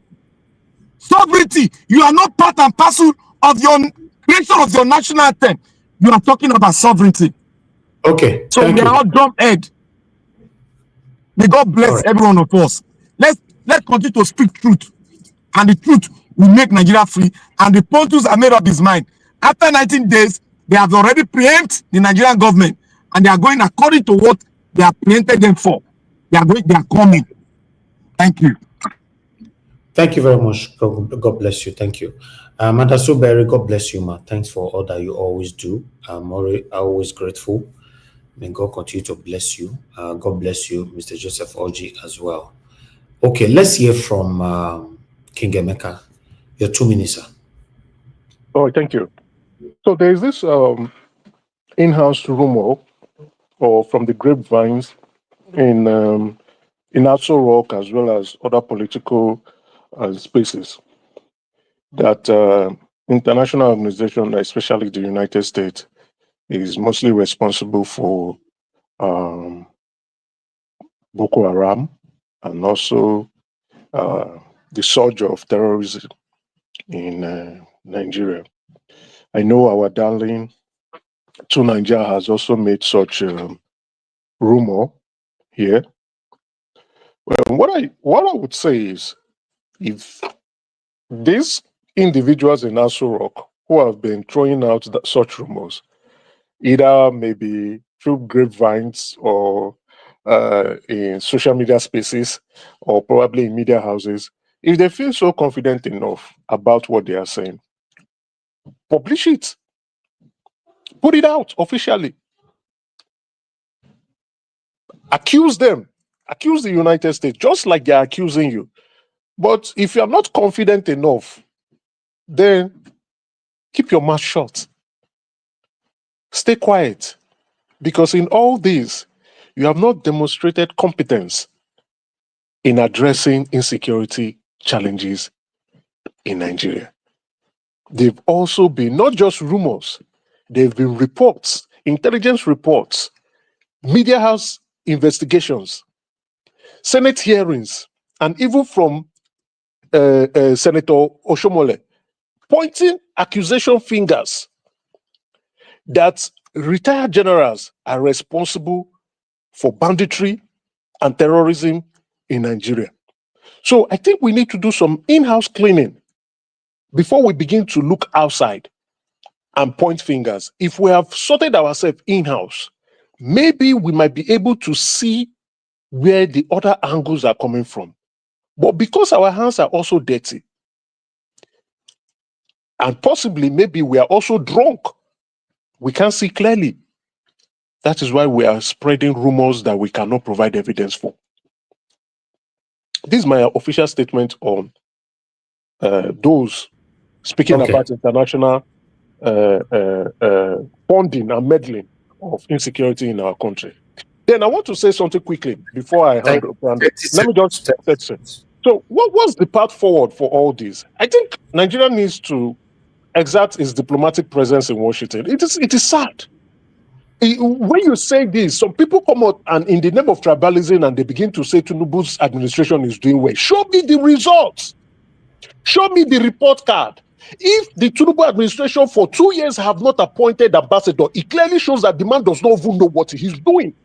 People are saying it's as a result of financial constraints. How can you say financial constraints and just 2 days ago you are now asking for extra budgetary approval to increase our budget deficit again? It clearly shows this consistent trend where we continue to expand our budget and we are not following through on budget implementation. Clearly shows that this president is incompetent. Second, Nigeria must be transparent with insecurity concerns. We must tell the world that for 16 years we cannot resolve insecurity. We must ask for assistance. We must ask for assistance. We must ask for help. We cannot do it. There is so much evidence to show that we can't do it. We have sacked so many generals. We have refurbished so many generals, and yet insecurity continues to increase and people continue to die. The government must also be accountable for sectarian violence in our country. We must admit and agree and accept that there is Christian genocide going on in Nigeria. We must, except we want to pretend. And then finally, we must prioritize the welfare of Nigeria, and as well as address the root causes of violence by instituting a commission, whereby that commission will not be geared towards any form or majorly fitted with either retired generals or people from a particular religion. We must address this root cause and as well as implement the commission's reports. We don't implement any report from commissions, but if we want to be taken seriously, we must address the root cause of violence and prioritize the welfare of Nigerians. Why do I say address the root cause of violence in Nigeria? Because the rumor of Islamization in Nigeria is something we should not pretend about. We can't pretend about it. This is us coming to the forefront to accept and also to the realization that we must accept that there's a problem. Exactly. And there's a problem. Me, I've already accepted it. There's a problem. That's a wonderful submission, King Emeka. I'm very happy though. I'm very, very happy for you, because just imagine someone that we almost lost to Satanism, You know, so that's it. A lot of people, that's why sometimes you don't just rule people out 100%. You never know what tomorrow holds. And I like people that can always come back to accept their wrongs. You know, look at submissions now. His voice will go far quickly, while some of the people who love him before will start hating him now for standing for what is right. That's how it works. That's how they started hating me.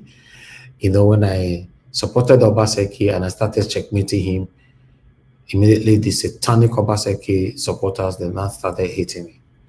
I appreciate every one of you right there, my people. I'd like us to hear from Give Us a Mandate if you are there. Give Us a Mandate, you are not there. So I think we've come to the end of this broadcast right now. He's the last person. So anybody on the panel that want to quickly say something, just 1 minute before I move on. Yes, I'd like to say something, Mr. Elvis. Okay. I would like to tell everybody, please like and share this program because it's very, very important. This is a very important time in Nigerians' history, and we are all part of it. And I want to say thank you, Mr. Elvis, for coming here every day. You are a great man, and you are a dedicated lover of Nigeria. You know, and please, everyone, we just need to support one way or the other, even if financially, or you come here, or you share this program, or you want to hear your ideas and information. Please come every day. No matter what language, you don't have to be eloquently, you don't have to come like an eloquent, even if it's pidgin you want to speak or your language, and you need to send out information to your people to understand what's really happening and to also debunk the lies of the likes of Daniel Boala or people who come in the media, different media spaces, lying all over the place. Please do it. And if you have the opportunity to be in any media space right now, yes, right now, if you have the opportunity, go into these media spaces. They might not allow you, but your message has been sent. Go in there and expose the lies. Anybody who is giving wrong information, go in there. If you have the time, if you have the opportunity, please do that and expose the lie. They would block you, but your message has been sent. Thank you very much, Mr. Elvis. God bless you. And then, Mommy Diaspora, I love you so much. Mr. Elvis, more grace to your elbow. And I pray that the Lord will continue to give you strength to come here every day to help us disseminate information. Thank you, everyone. Thank you. Good night. Thank you very much, Mother Rita. Thanks for always speaking truth to power. I appreciate you. Okay, I appreciate every one of you. To Nigeria, you just come in now. We don't close already, unfortunately. I don't want anything to drag me back. You'll be listening since. Next time, please come on time. We're going to be here again tomorrow. But I'd like to give you just 2 minutes to say something quickly. Just 2 minutes. Keep to it, please. To Nigeria, 2 minutes. Thank you. Thank you. I didn't think you were going to let me in again. I appreciate it. And greetings to all the panelists, the chat, and the viewers. Yeah, regarding the military plan, I think maybe this is what Nigeria needs to jolt us to where we need to go. Because when we've been talking about national security, we've never really taken it seriously, from the president to even the people. And the people, they are the same as their president, because the president don't take it seriously, the people don't take it seriously. When I come here, argue with so many people, tell them, okay, how much are you going to pay to secure the country? Who is our enemy? You will see that we don't see security as a serious problem. But this is going to be a serious problem. And if Trump comes and starts bombing Nigeria, maybe that will wake us up. We will start doing the right thing. After he leaves, then we'll be like, okay, let's make sure we are secure. We become a strong nation.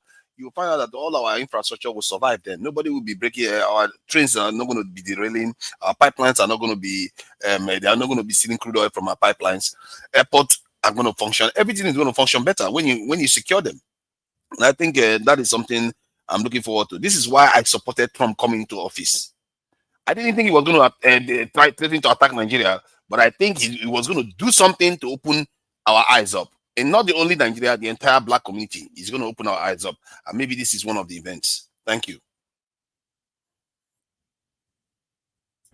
Oh, thank you very much to Nigeria, please, for giving so much information within that 2 minutes.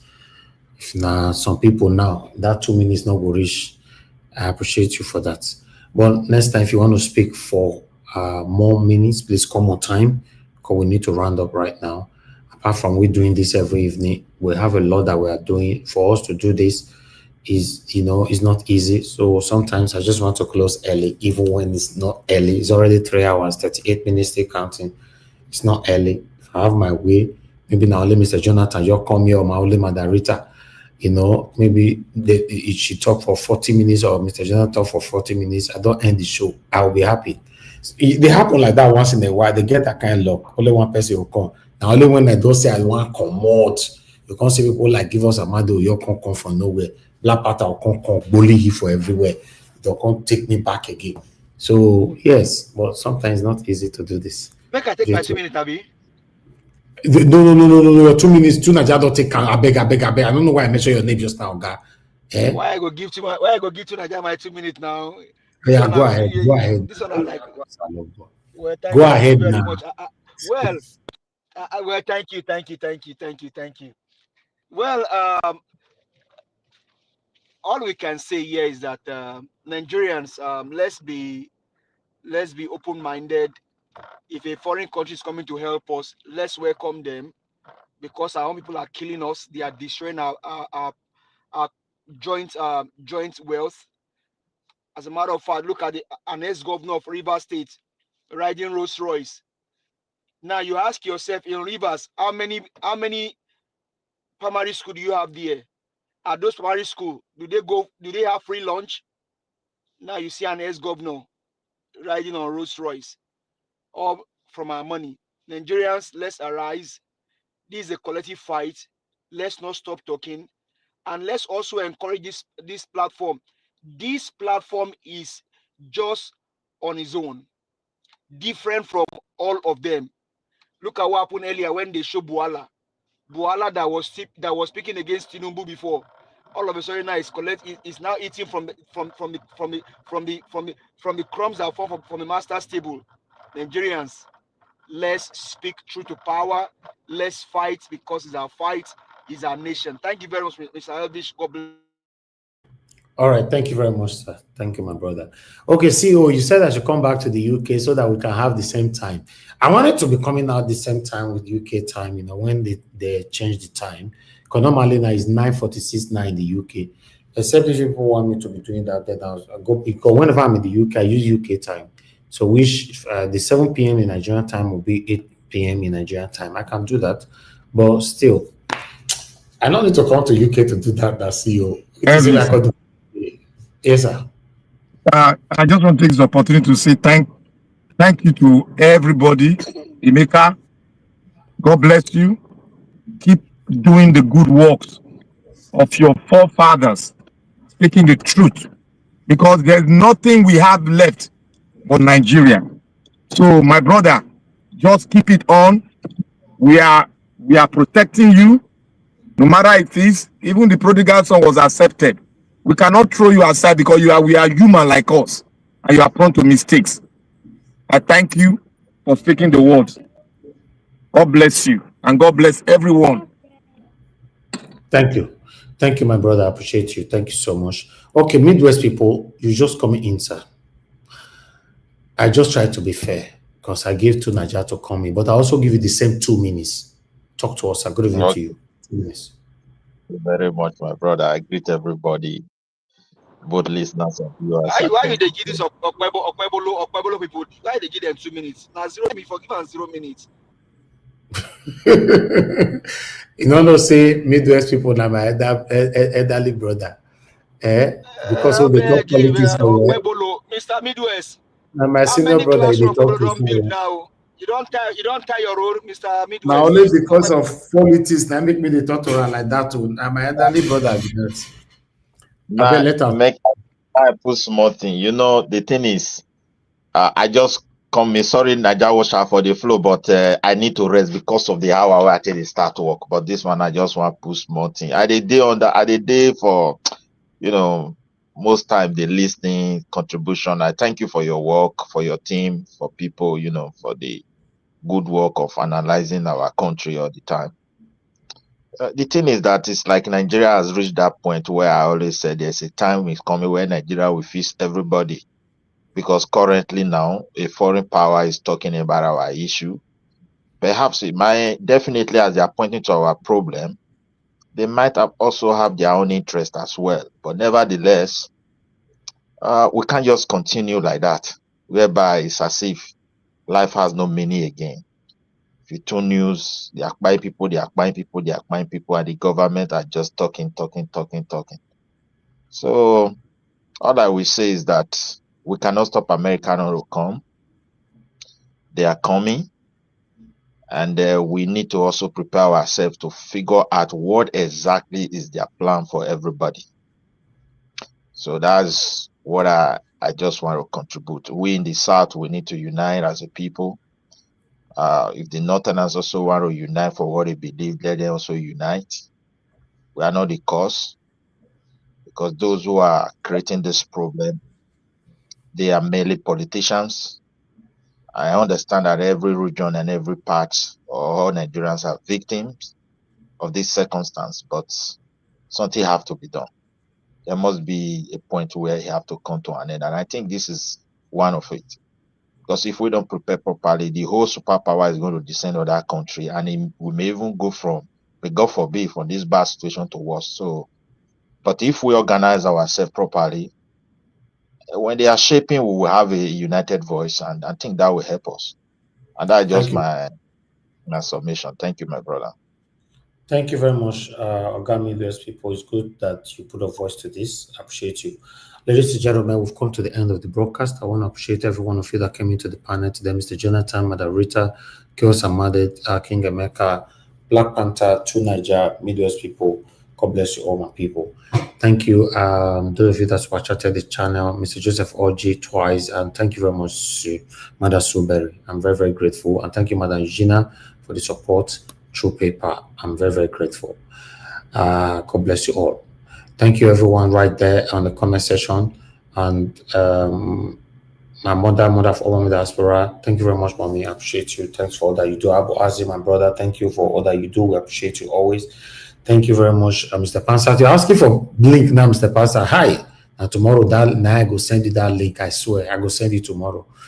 Okay, see you. Thank you very much. Love Maduka. Hi, Keshuko, my brother.